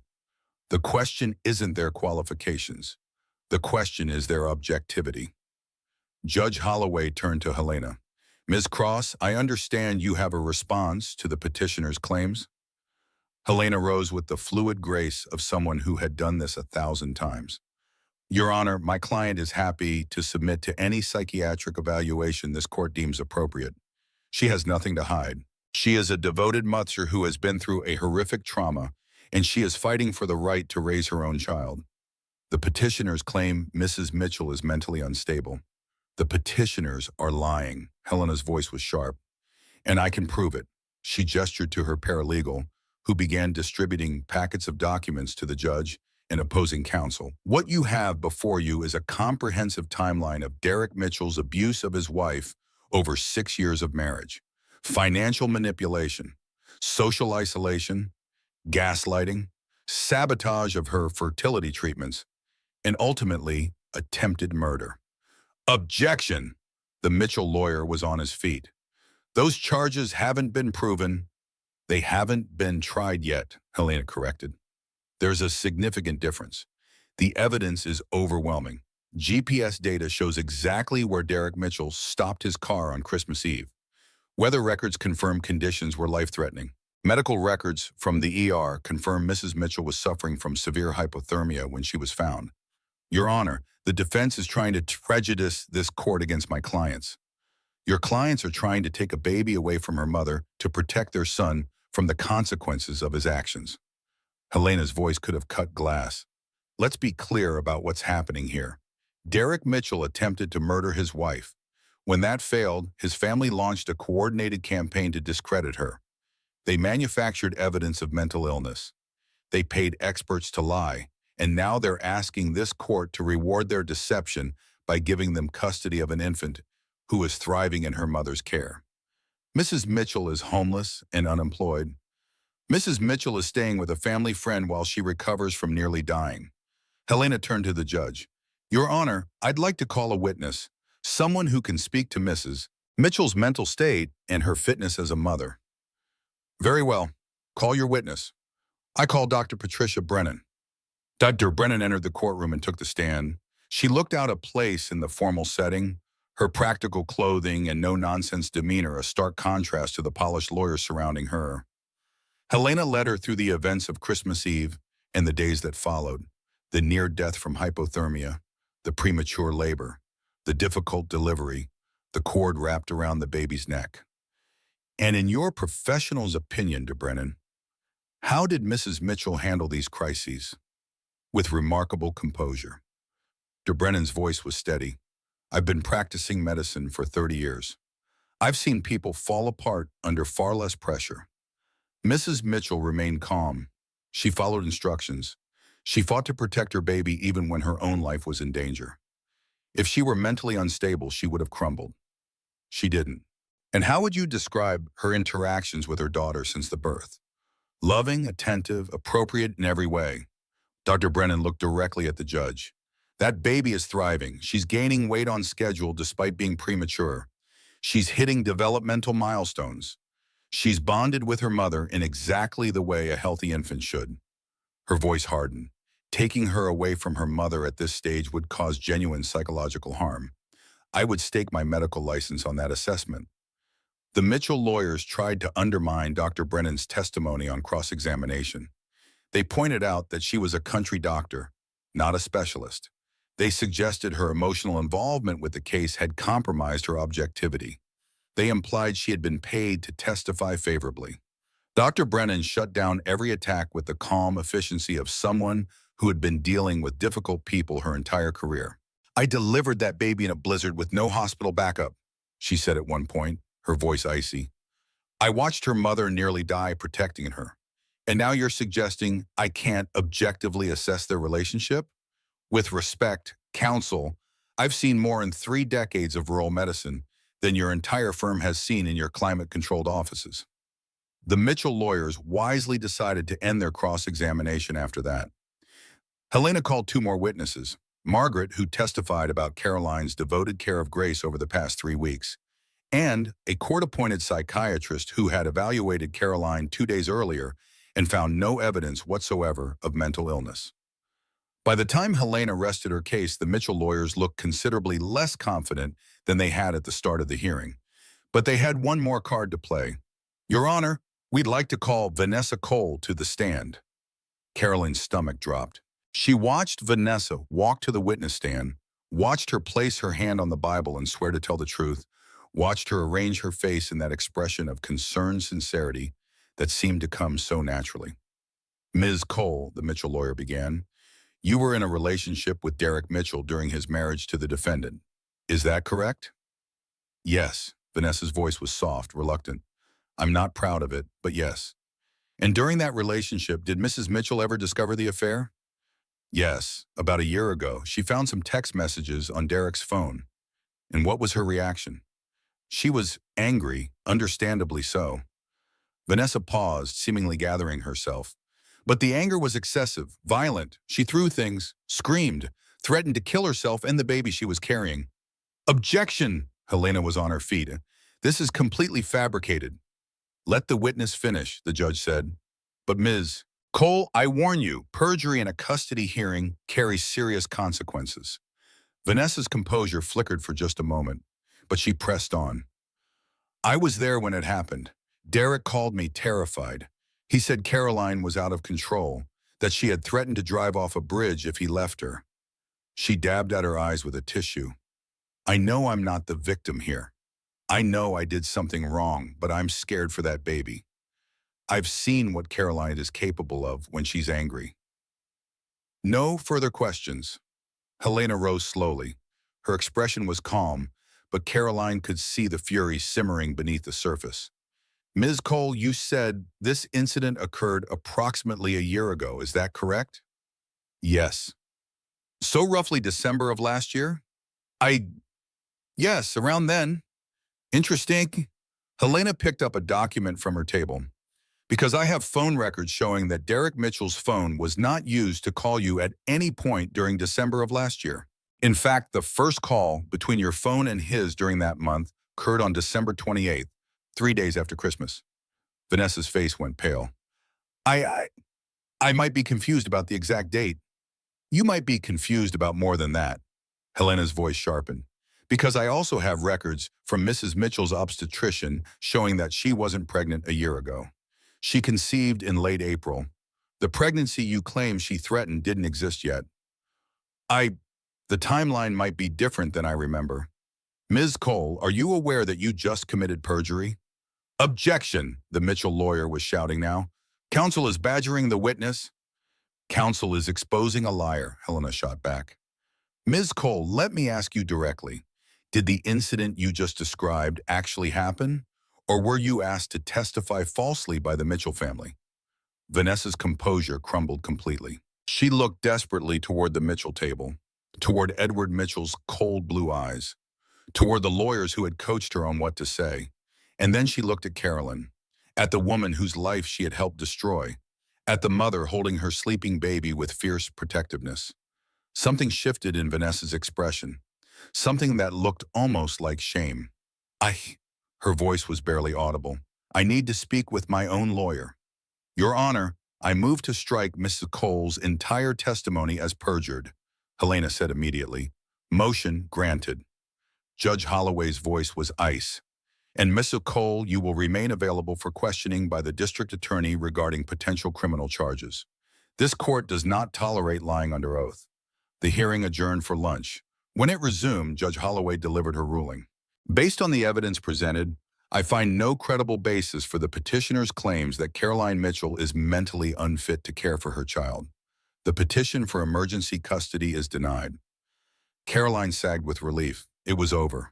She had won. But Judge Holloway wasn't finished. However, she continued, given the complexity of this case and the serious allegations involved, I am ordering a full custody evaluation to be completed over the next 90 days. During this time, the child will remain in Mrs. Mitchell's care, but there will be regular home visits by a court-appointed social worker to ensure the child's well-being. She fixed both legal teams with a hard stare. I expect both parties to cooperate fully with this evaluation. Any attempts to interfere with or manipulate the process will be dealt with severely.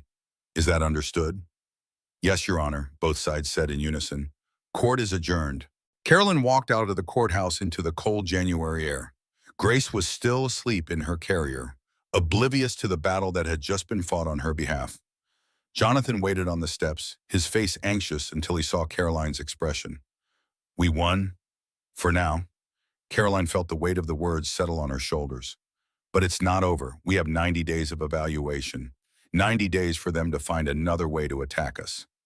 Then we'll be ready for every attack. Jonathan took the carrier from her trembling hands. Come on, let's go home. Home, the word felt strange in Carolyn's mouth. She had thought her home was the brownstone in Boston, the home Derek had stolen from her, the home that had never really been hers at all. But as they drove through the winter landscape toward the stone estate in the mountains, Caroline realized that home wasn't a building. It was the people who made you feel safe, the people who fought for you when you couldn't fight for yourself. She had found that somehow, in the strangest possible circumstances, in the aftermath of the worst night of her life. Maybe Elizabeth really had sent her to that doorstep. Maybe there was some kind of cosmic design at work, bringing broken people together to heal each other.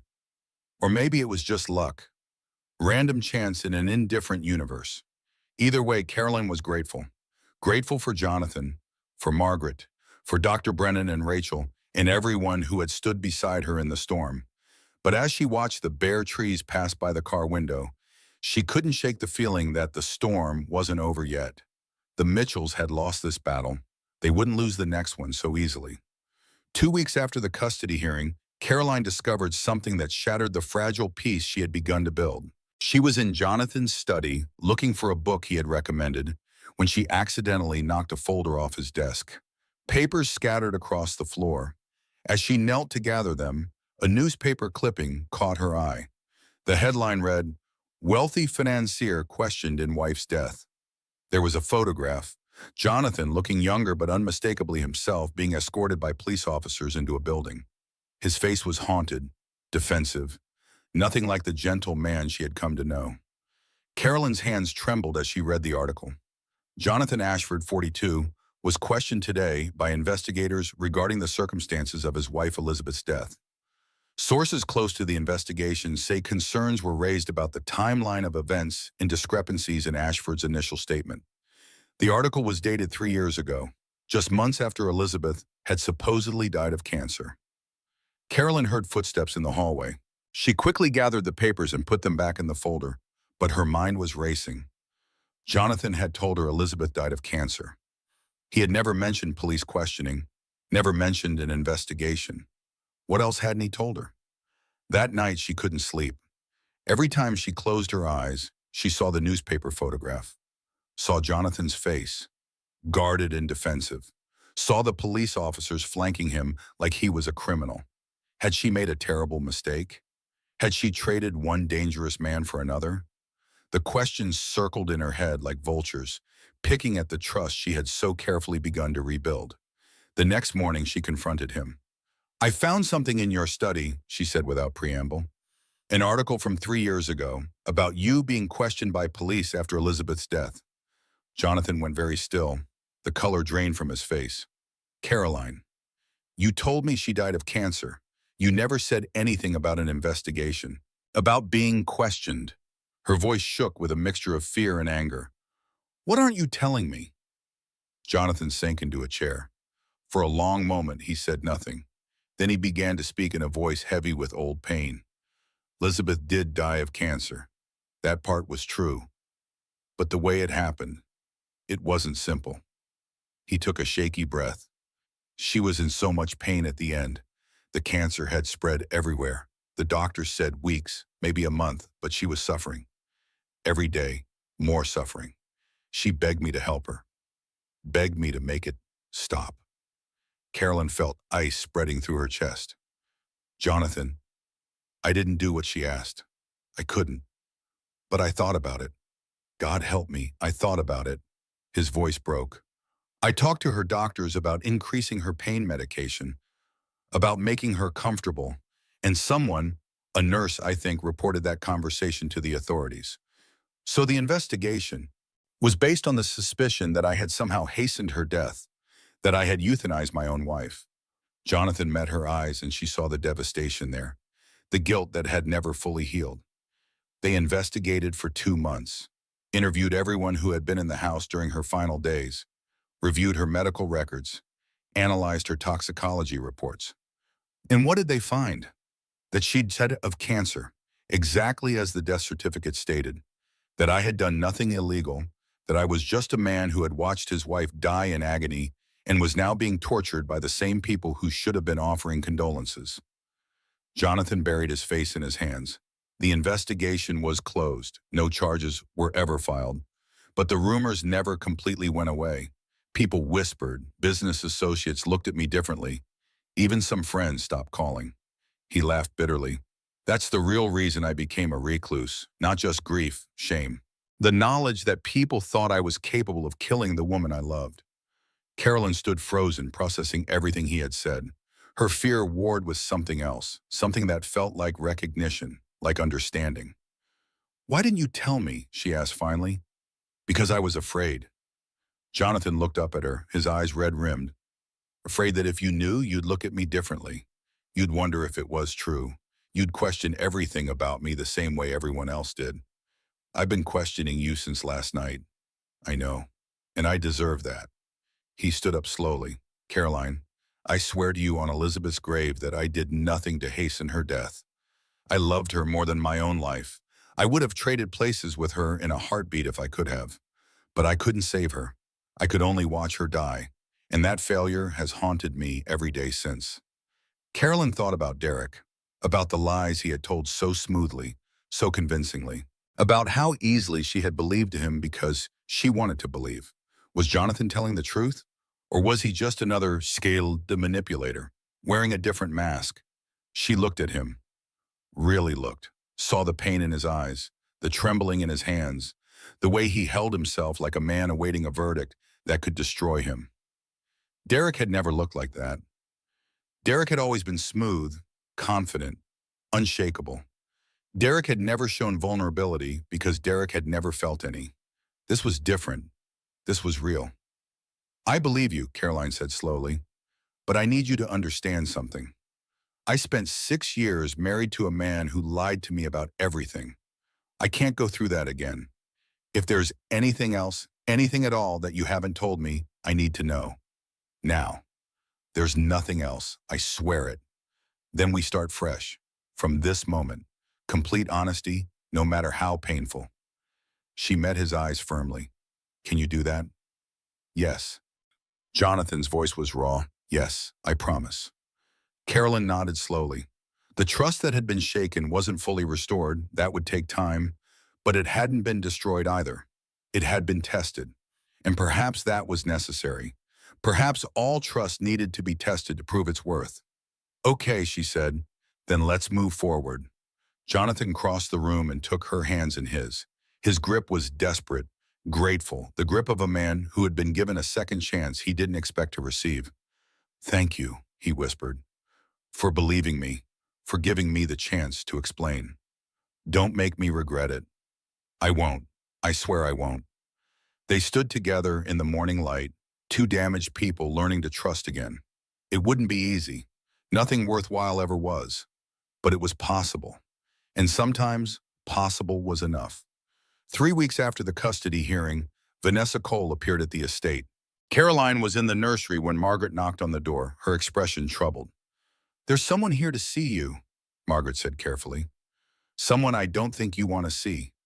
But she insists it's important." "Who is it?" Margaret's face told her everything she needed to know. Carolyn's first instinct was to refuse, to send Vanessa away, to never look at the woman who had helped destroy her marriage and then lied under oath to try to take her daughter. But something in Margaret's expression gave her pause. "She looks scared," Margaret said quietly. "Really scared." And she came alone.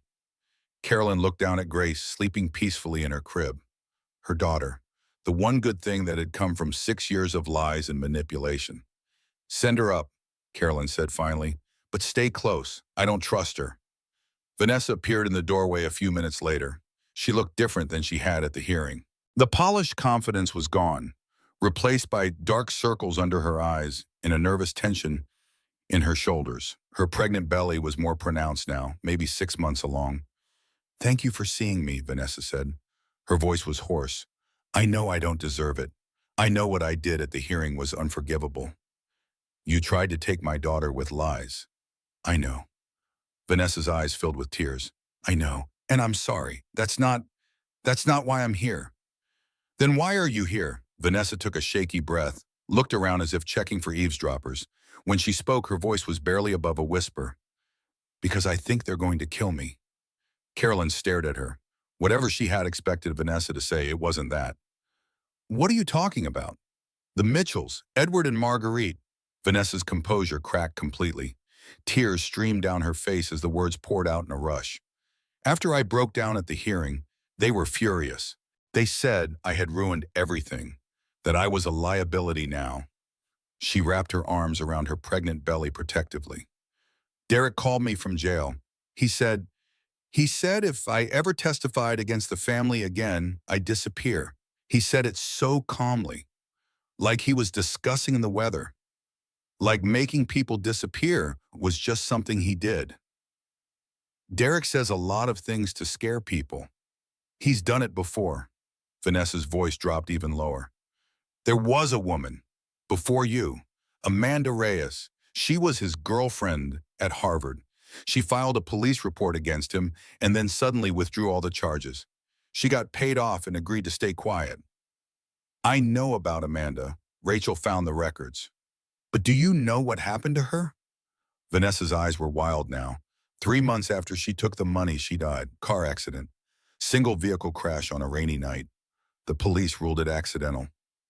Carolyn felt ice spreading through her chest. "You think Derek killed her?" "I don't know.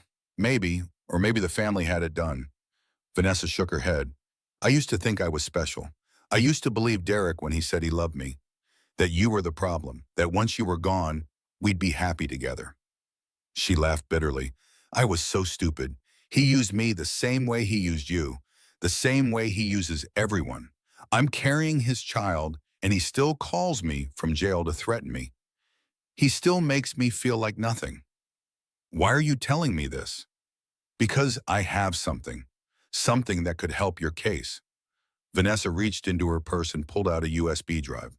Recordings, emails, text messages, everything Derek ever sent me about you, about his plans, about what the family was willing to do to protect him.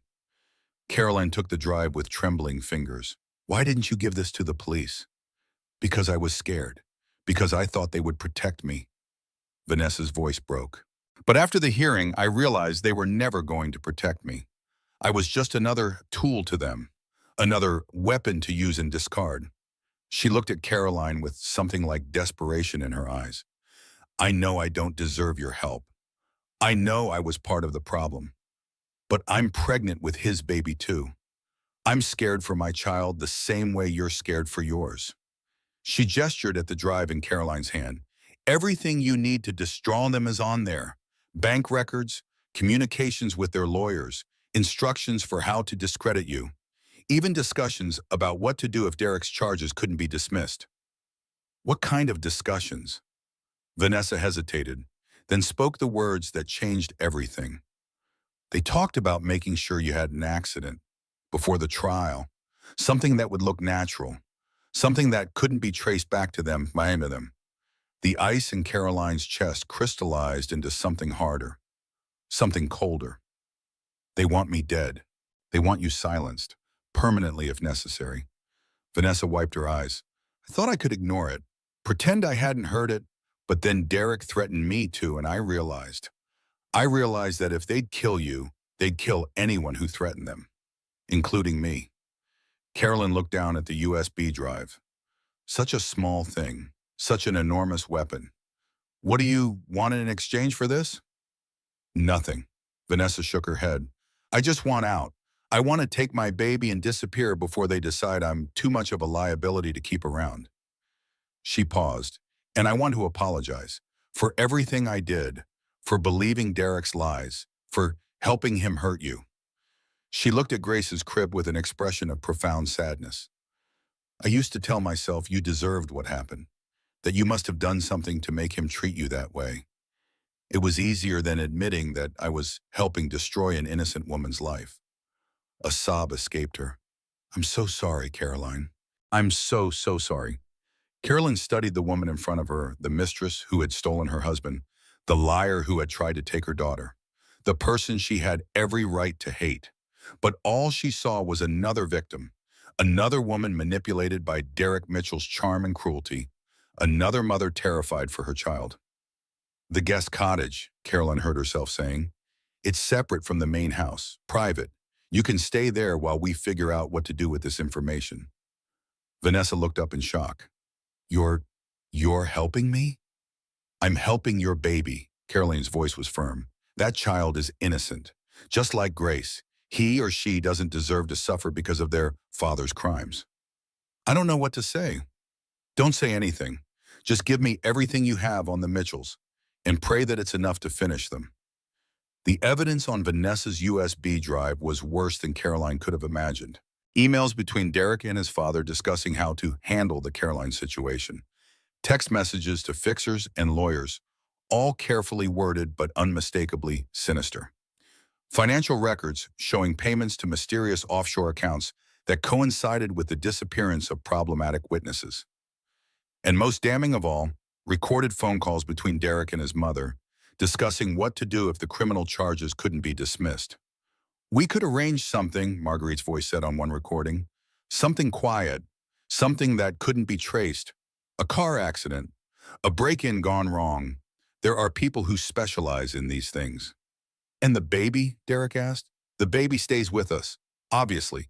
That child is a Mitchell, regardless of who its mother was. Was. Carolyn played the word back 3 times. Was, as if she was already dead in their minds.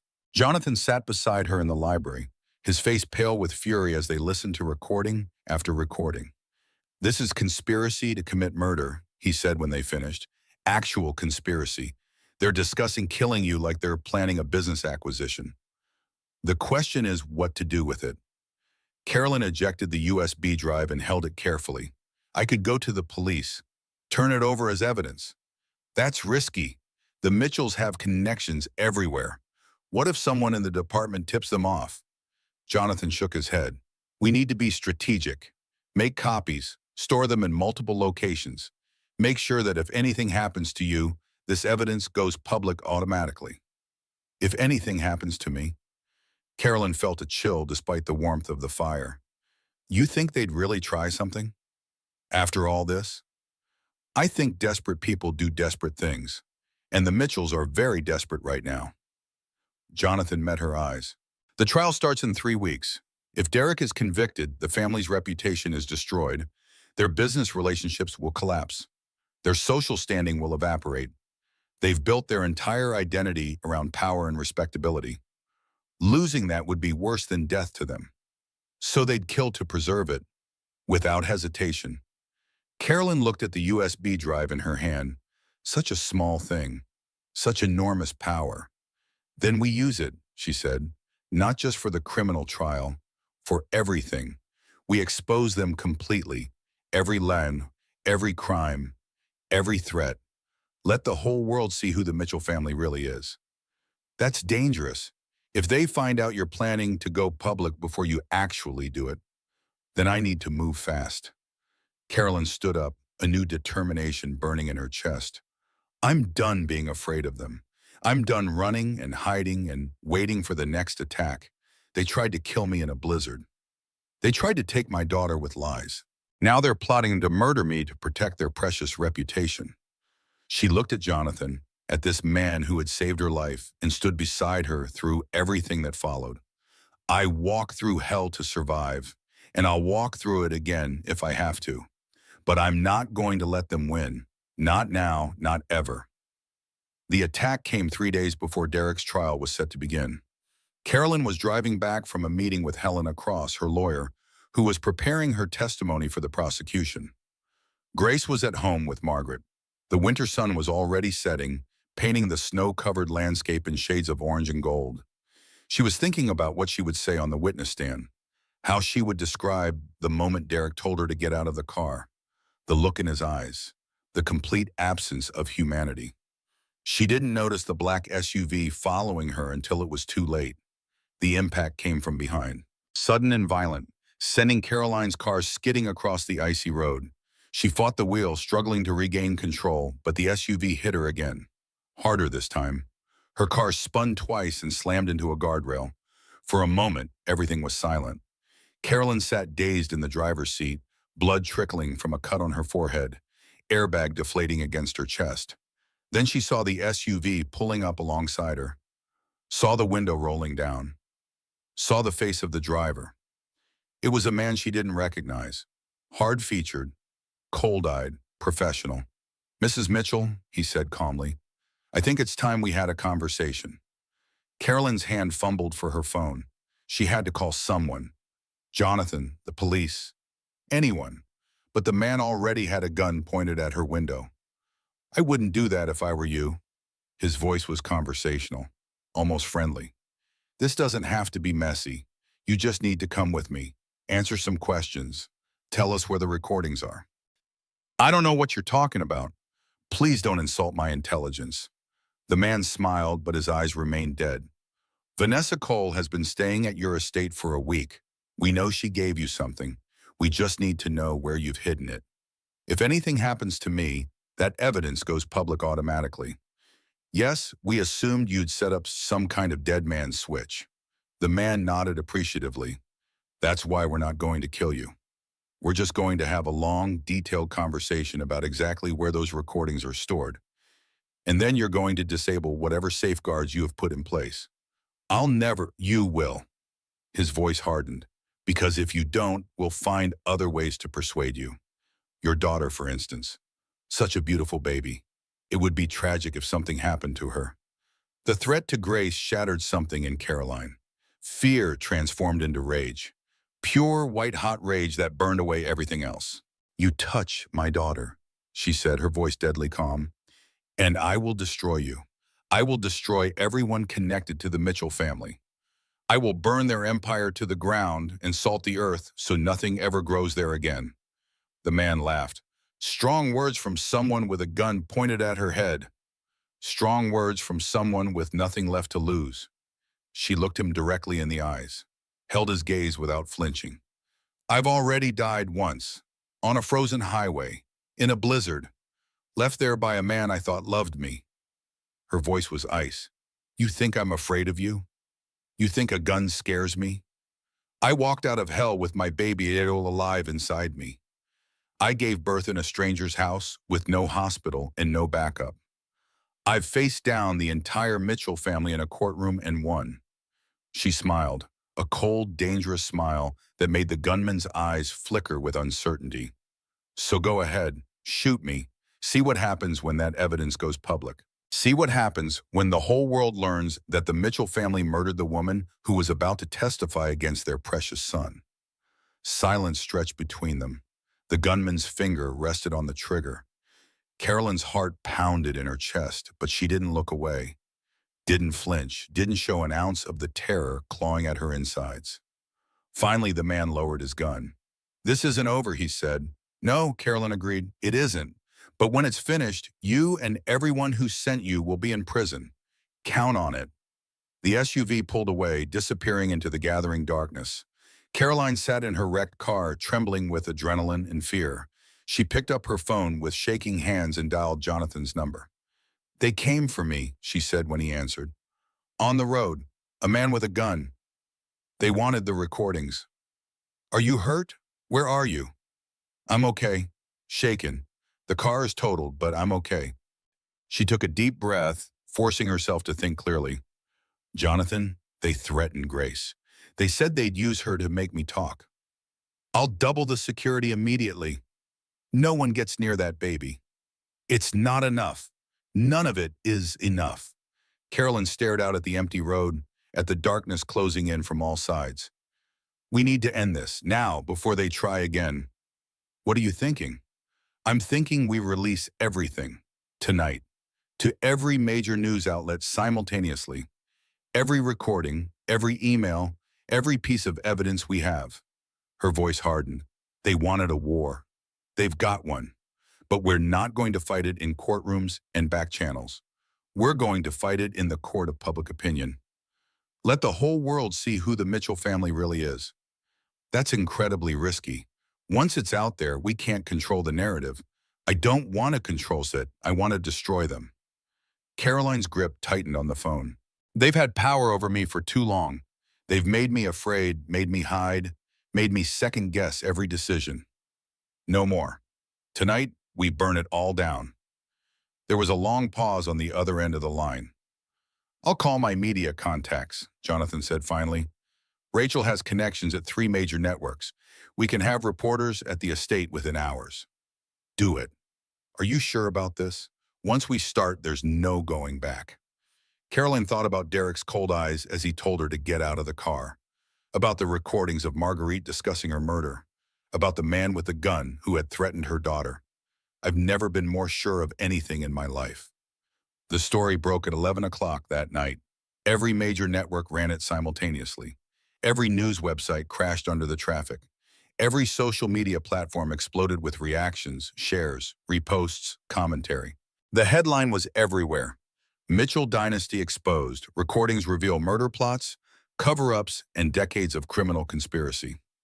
Carolyn sat in Jonathan's library and watched the world learn the truth about the family that had tried to destroy her. The recordings played in damning sequence. Derek discussing with his father how to handle Carolyn. Marguerite suggesting an accident. Edward directing payments to mysterious offshore accounts. Family lawyers strategizing about witness intimidation and evidence suppression. Experts appeared on screen to analyze the implications. Legal analysts explained the criminal charges that could result. Business commentators predicted the collapse of Mitchell Holdings. Social commentators discussed the pattern of abuse and manipulation that ran through everything the family did. And through it all, Caroline's story, told in her own words in a pre-recorded interview that Rachel had helped arrange.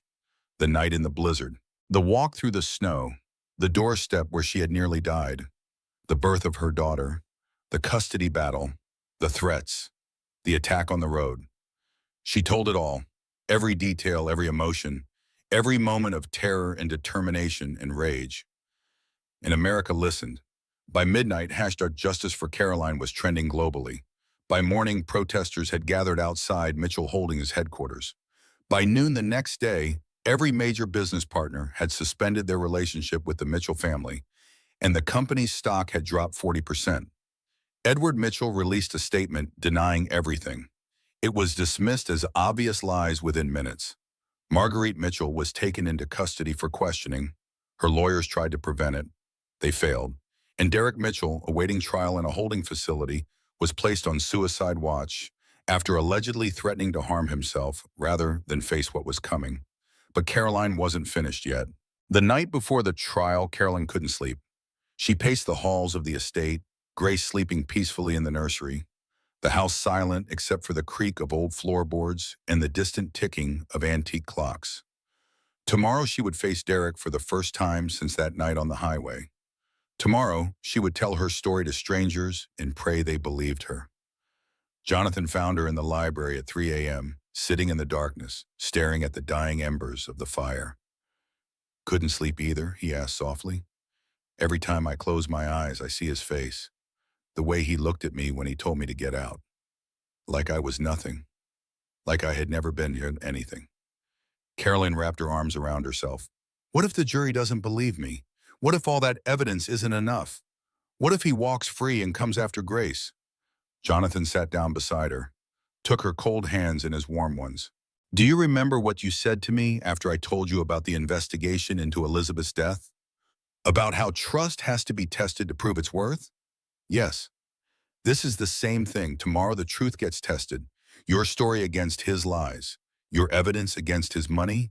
Your courage against his arrogance." He squeezed her hands. "And the truth will win, because you're not the same woman who got out of that car.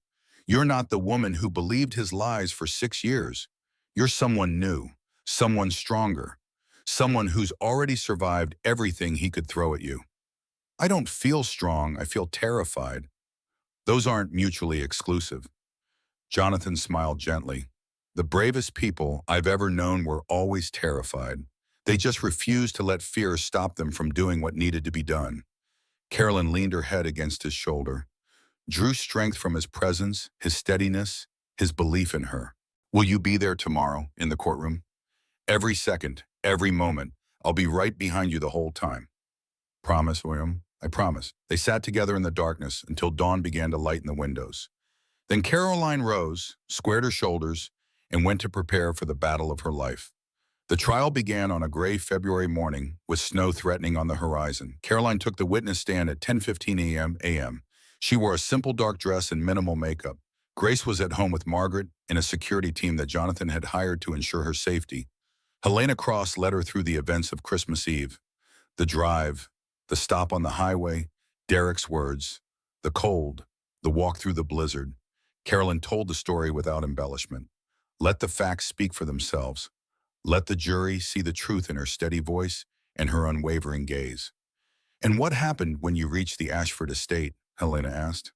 "I collapsed on the doorstep. I don't remember much after that. Jonathan Ashford found me and brought me inside. Dr. Brennan came as soon as she could. They saved my life." "And your baby?" "Grace was born 2 days later, premature but healthy. A miracle," the doctor said. "Objection!" Derek's lawyer was on his feet. "Characterizing the birth as a miracle is overruled." The judge's voice was sharp. "Given the circumstances, I think miracle is a reasonable description." Helena continued. "Mrs. Mitchell, in the months since your rescue, have you been the target of any threats or intimidation?" "Yes." Carolyn looked directly at the jury. "Derek's family filed a false custody claim, trying to take my daughter using manufactured evidence and paid expert witnesses. When that failed, they sent a man to run me off the road and threaten me at gunpoint. He said they would hurt my daughter if I didn't give them the recordings that exposed their crimes." "Objection. This is unsubstantiated. It's entirely substantiated." Helena held up a folder. "We have police reports, witness statements, and surveillance footage from a gas station near the crash site showing the vehicle that attacked Mrs. Mitchell. The driver has been identified as a known associate of the Mitchell family's security firm." The defense lawyer sat down slowly, his face pale. "Mrs. Mitchell," Helena continued, "why did you decide to release those recordings publicly rather than simply turning them over to law enforcement?" Carolyn took a breath. This was the question she had been waiting for. "Because I was afraid," she said simply.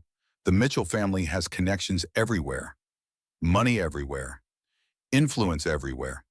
I had already seen them manufacture evidence and buy expert testimony. I had seen them threaten me and my daughter. I had seen them discuss my murder like it was a business expense." She looked at the jury, at each face in turn. "I released those recordings because I wanted the world to see the truth before anyone could bury it. I wanted millions of witnesses who couldn't be intimidated or bought or silenced." Her voice strengthened. "And I wanted Derek and his family to understand something. That I am not afraid of them anymore. That they can't silence me. that the truth is more powerful than all their money and influence combined. The courtroom was silent. Even the defense lawyers had nothing to say. Helena nodded and returned to her seat. No further questions. Derek's lead attorney rose slowly for cross-examination. He looked like a man who knew he was fighting a losing battle but was contractually obligated to continue. Mrs. Mitchell, isn't it true that you had a difficult relationship with your husband? Our relationship was difficult because he was abusing me. Carolyn's voice was calm. He isolated me from friends and family. He controlled our finances. He sabotaged my fertility treatments while letting me believe I was the reason we couldn't conceive. And when I was no longer useful to him, he tried to kill me. That's your interpretation of events. No, that's the truth. Carolyn held his gaze without flinching. Your client is sitting in this courtroom right now because the evidence is overwhelming. GPS data, phone records, bank transfers, recorded conversations. You can spin whatever narrative you want, counselor. But the facts don't change. Derek Mitchell tried to murder me, and he would have succeeded if I hadn't found Jonathan Ashford's doorstep. The defense attorney tried several more approaches. He questioned her mental state. He implied she had fabricated evidence. He suggested the recordings had been manipulated.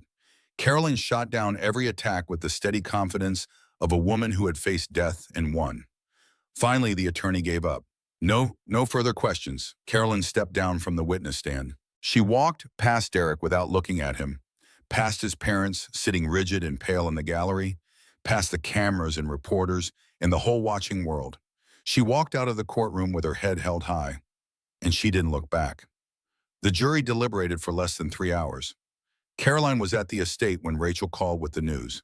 She was in the nursery, rocking Grace to sleep, when her phone buzzed with the message that would change everything. Guilty on all counts, Rachel said, her voice cracking with emotion. Attempted murder in the first degree, reckless endangerment, financial fraud, conspiracy to commit murder. All of it. Carolyn closed her eyes, let the words wash over her. Guilty. After everything, after all the lies and manipulation and terror, the truth had finally prevailed. What about his parents? Separate trials coming up, but the prosecutor is confident. Edward's looking at RICO charges and conspiracy. Marguerite's facing conspiracy to commit murder based on those recordings. The whole family is going down, Carolyn. Every single one of them. And Derek? What's his sentence? Sentencing is in 3 weeks, but the prosecutors are pushing for 30 to life. Given the evidence of premeditation and the ongoing conspiracy, Rachel paused. He's never getting out. He'll die in prison. Caroline looked down at Grace, sleeping peacefully in her arms. So small, so perfect, so completely unaware of the storm that had raged around her since before she was born. It's over, Caroline whispered. Yeah. Rachel's voice softened. It's really over. You did it, Caroline. You beat them. After she hung up, Caroline sat in the nursery for a long time, watching her daughter breathe, listening to the wind outside, feeling something she had almost forgotten existed. Peace. Jonathan found her there an hour later. He stood in the doorway, not wanting to disturb the moment, but she looked up and smiled and beckoned him in. I heard, he said quietly. The news is everywhere. I know. How do you feel? Caroline considered the question. How did she feel? After everything that had happened, after walking through hell not once but multiple times? I feel light, she said finally. Like I've been carrying a weight for 6 years and I didn't even know it until it was gone. Jonathan sat down beside her, looked at Grace with the tender expression he had worn since the first moment he saw her. What now? He asked. Now I rebuild. Carolyn leaned against his shoulder, drawing strength from his presence. I get my nursing license reinstated. I find a place to live. I raise my daughter. I become the person I was supposed to be before Derek Mitchell convinced me to be someone else. You could stay here, Jonathan said carefully. The estate is huge. There's plenty of room. And Grace has everything she needs. Jonathan, Carolyn smiled and touched his face gently. Are you asking me to move in with you? He looked down, suddenly uncertain, vulnerable in a way she had never seen before. I'm asking you not to leave. Not yet. His voice was rough with emotion. These past months, watching you fight, watching you survive, watching you become this incredible force of nature. It's changed something in me. Elizabeth would have loved you. I know that sounds strange, but I think about it all the time. She would have seen what I see, someone remarkable, someone worth fighting for. Jonathan, I'm not saying we have to rush into anything. I know you've been through trauma. I know you need time to heal, but I want you to know that whatever you need, whatever happens, I'm here. This house is here. We're your family now, if you'll have us. Carolyn felt tears pricking at her eyes, not from sadness, from something far more complicated. Gratitude. Hope. The first stirrings of something she had thought she would never feel again. I'm not ready for romance, she said honestly. Not yet. I don't know if I'll ever be ready to trust someone that way again. I understand. But I'm not ready to leave either. She looked around the nursery, at the life she had built in this beautiful house with these extraordinary people. This feels like home. You feel like home, and maybe that's enough for now. Maybe we don't need to define it or rush it or make it into something specific. Maybe we just see where things go. Jonathan smiled. The first real smile she had seen from him since the night they met. I can live with that. Good. Carolyn leaned up and kissed his cheek softly. Now go tell Margaret the news. She's been stress baking since the verdict came in. There are probably 6 cakes in the kitchen by now. Jonathan laughed and stood up. At the door he paused. Elizabeth would have approved of you, he said. I'm certain of it. I wish I could have met her. In some ways, I think you did.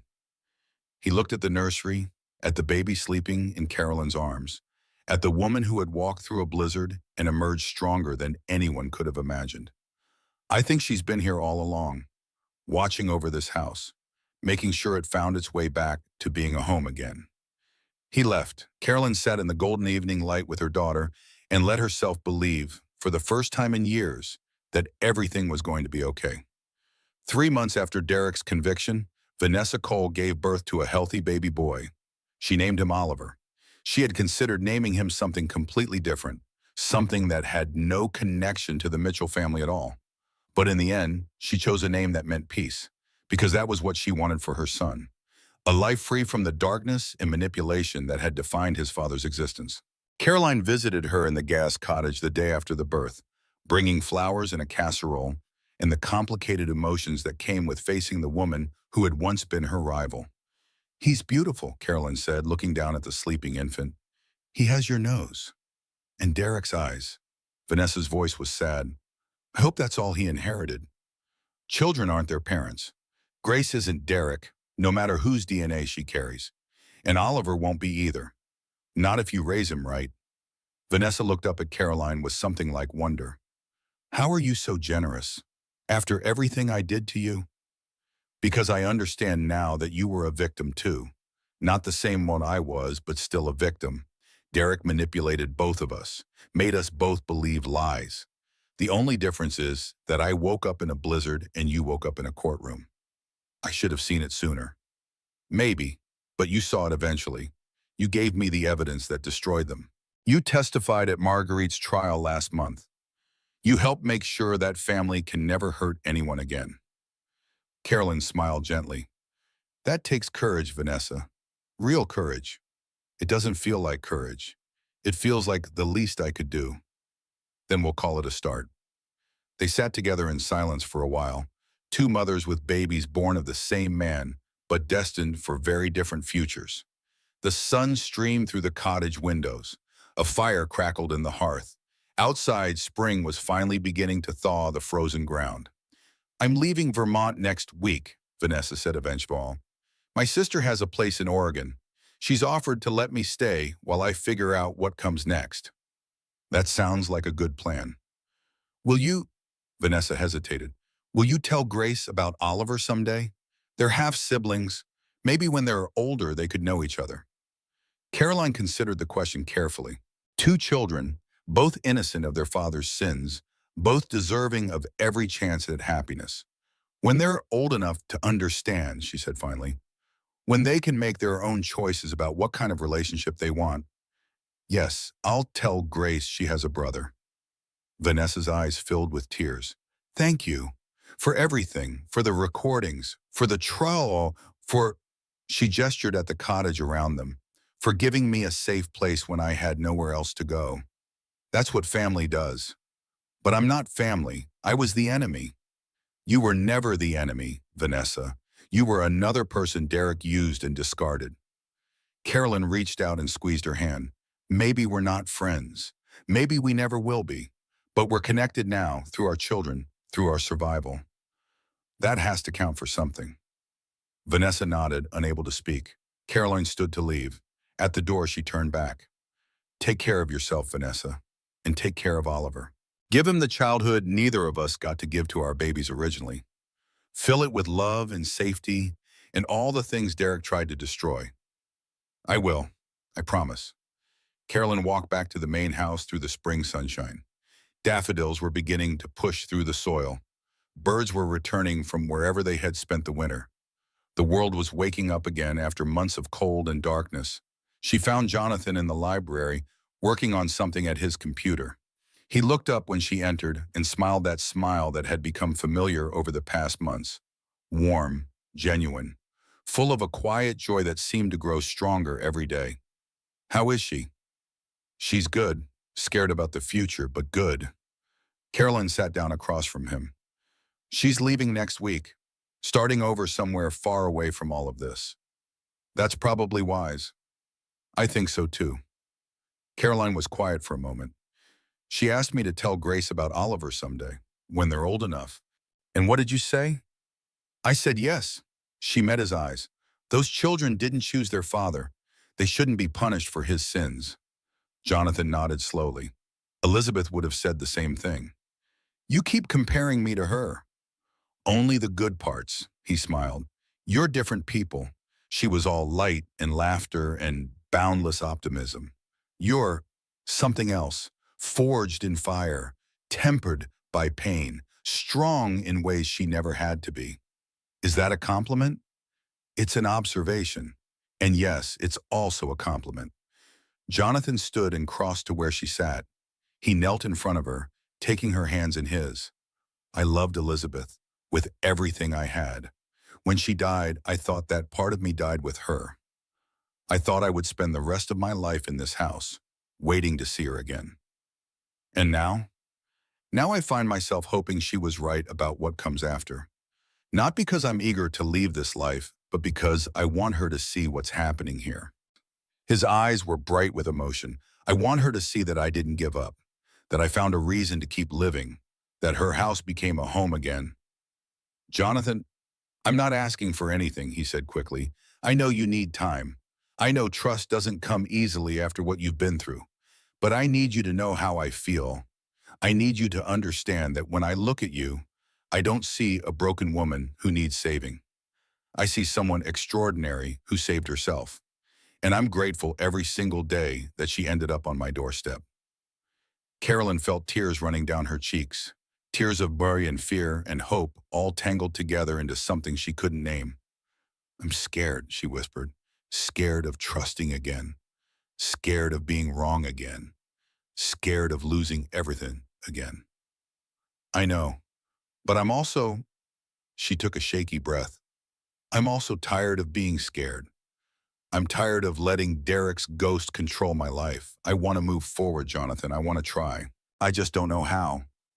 Then we'll figure it out together. Jonathan squeezed her hands gently. No pressure, no expectations. Just two people who found each other in a storm and decided to keep walking in the same direction. Caroline laughed despite her tears. That's very poetic. I've been practicing. He grinned. Thomas suggested I should be more romantic if I wanted to win you over. He has very strong opinions about the subject. Thomas thinks we should be together. Thomas has thought we should be together since approximately 3 days after you arrived. He's been dropping increasingly unsubtle hints for months. I believe his exact words last week were, Dad, just tell her already. This is painful to watch. Carolyn laughed harder, the kind of laughter that releases tension and fear and everything else that's been building up for too long. Well, she said when she could breathe again, I suppose we shouldn't disappoint Thomas. Definitely not. He'd never let me hear the end of it. She leaned forward and kissed him, softly at first, hesitant, then with more certainty as he responded in kind. When they finally pulled apart, both of them were smiling like teenagers. So what happens now? Jonathan asked. Now we do exactly what you said. We figure it out together. Carolyn stood and pulled him to his feet. But first, I believe Margaret mentioned something about dinner being ready. And I'm starving. Always practical. Someone has to be. They walked toward the dining room hand in hand. Behind them, through the library windows, the spring sun was setting in a blaze of orange and gold. The gardens were coming back to life. The house was full of light and warmth, and the sound of Grace babbling in her crib over the baby monitor. It wasn't a fairy tale ending.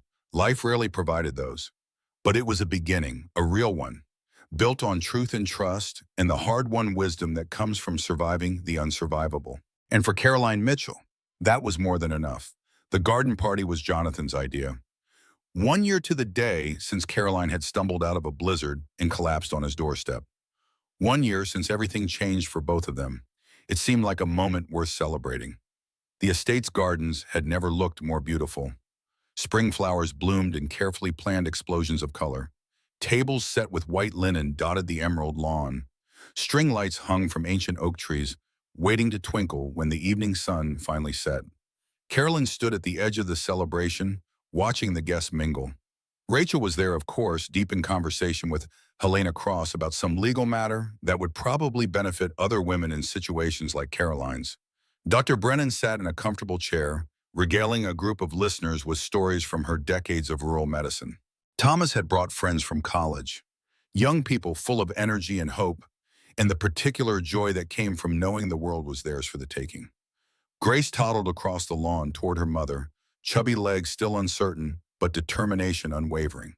At 14 months old, she was walking, talking in simple words, and displaying a stubborn streak that Caroline recognized all too well. "Mama," Grace announced, wrapping her arms around Caroline's legs. "Cake?" "Soon, baby. We have to wait for everyone." "Cake now." Caroline laughed and scooped her daughter into her arms. "You are definitely my child." "She's definitely someone's child." Jonathan appeared beside them, carrying 2 glasses of champagne. "That level of stubbornness has to be genetic." "Are you saying I'm stubborn?" "I'm saying you're persistent. It's one of your many excellent qualities." He kissed her cheek and offered her a glass. "To 1 year." "To 1 year." Caroline clinked her glass against his. "And many more." They had been together, officially, publicly together, for 6 months now. Moving slowly, carefully, building something real on the foundation of crisis and survival. It wasn't always easy. Trust was still a fragile thing for Caroline, easily bruised by old wounds and older fears. But they were making it work, day by day, conversation by conversation. Small acts of love and patience accumulating into something larger than either of them could have built alone. Margaret appeared at Caroline's elbow, beaming with satisfaction at the party she had largely organized. "The caterers are ready," she announced, "and I do believe it's time for your speech." "My speech?" Carolyn blanched. "I didn't prepare a speech." "You don't need to prepare. Just speak from the heart." Margaret took Grace from her arms. "I'll keep this little monster entertained. You go say what needs to be said." Before Caroline could protest, she found herself being gently pushed toward the small platform that had been set up at the garden center. Guests began to gather around, faces expectant, conversations fading into anticipatory silence. Carolyn looked out at the crowd, at the people who had become her family over the past year, at the life she had built from the ashes of the one Derek had tried to destroy. She took a deep breath and began to speak. "1 year ago tonight, I was dying." The words fell into perfect stillness. No one moved, no one breathed. "I was lying on a doorstep in a blizzard, my body giving up, my baby in danger. I had been abandoned by the person who was supposed to love me most. I had lost everything, my home, my money, my faith in humanity itself." She paused, gathering strength for what came next. And then a door opened. A stranger carried me inside. A family I had never met poured everything they had into saving my life. And when my daughter was born 2 days later, She entered a world full of people who had chosen to care about her before she even existed. Caroline's voice grew stronger. I've learned a lot this year. I've learned that family isn't about blood. It's about choice. I've learned that survival isn't about strength. It's about stubbornness. And I've learned that the darkest moments of our lives can become the foundations for something beautiful, if we're willing to let them. She looked at Jonathan, standing at the edge of the crowd with tears in his eyes. I've also learned that love doesn't come with guarantees. It doesn't come with certainty. It comes with risk and fear and the constant possibility of pain. But it also comes with moments like this one, surrounded by people who chose us, holding futures we never expected, living lives that seemed impossible just 12 months ago. She raised her glass. So here's to doorsteps, to strangers who become family, to children who teach us what matters, and to all of you who helped me walk out of the darkest winter into the brightest spring I've ever known. Hear, hear! The toast echoed across the garden, glasses raised, cheers overlapping. Caroline stepped down from the platform and walked directly to Jonathan. She wrapped her arms around him and held on tight. That was beautiful, he murmured against her hair. It was true. Everything I said was true. I know. He pulled back to look at her face. I have something for you. I was going to wait until later, but he reached into his pocket and pulled out a small velvet box. Caroline's breath caught. Before you say anything, Jonathan said quickly, this isn't what you think. Not exactly. He opened the box to reveal a simple ring. Not an engagement ring, but something older, more personal. A thin gold band with a small emerald set between two diamonds. This was Elizabeth's grandmother's ring, Jonathan explained. Elizabeth wore it every day of our marriage. After she died, I kept it in a drawer because I couldn't bear to look at it. He took Caroline's hand gently. I'm not asking you to marry me. I know you're not ready for that, and that's okay. But I'm asking you to wear this, to carry a piece of Elizabeth with you, to be part of this family's history, wherever that history takes us. Carolyn stared at the ring, at this symbol of a love that had ended and a love that was just beginning, at the connection between a woman who had died and a woman who had almost died, and the man who had loved them both. Are you sure? She whispered. This is so precious. What if Thomas chose it?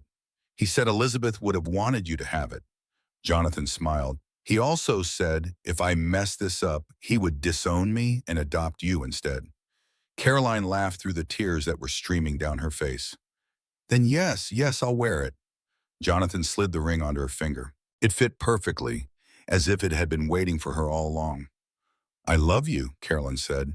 The words came easily now, after months of practice. I love you, Jonathan Ashford. I love your son and your housekeeper and your country doctor and your ridiculous, beautiful house. I love everything about this life we're building together. I love you too. Jonathan kissed her forehead, her cheeks, her lips. I love you in ways I didn't think I'd ever love again. And I'm grateful for you every single day. They stood together in the garden, surrounded by friends and family, in the golden light of a perfect spring evening. Grace's laughter rang out somewhere nearby, chased by Thomas's deeper voice playing some silly game with his baby sister. And Carolyn Mitchell, who had walked through a blizzard, survived a birth without a hospital, faced down a family of murderers, and rebuilt her entire life from nothing, finally allowed herself to believe that she was home, really truly home.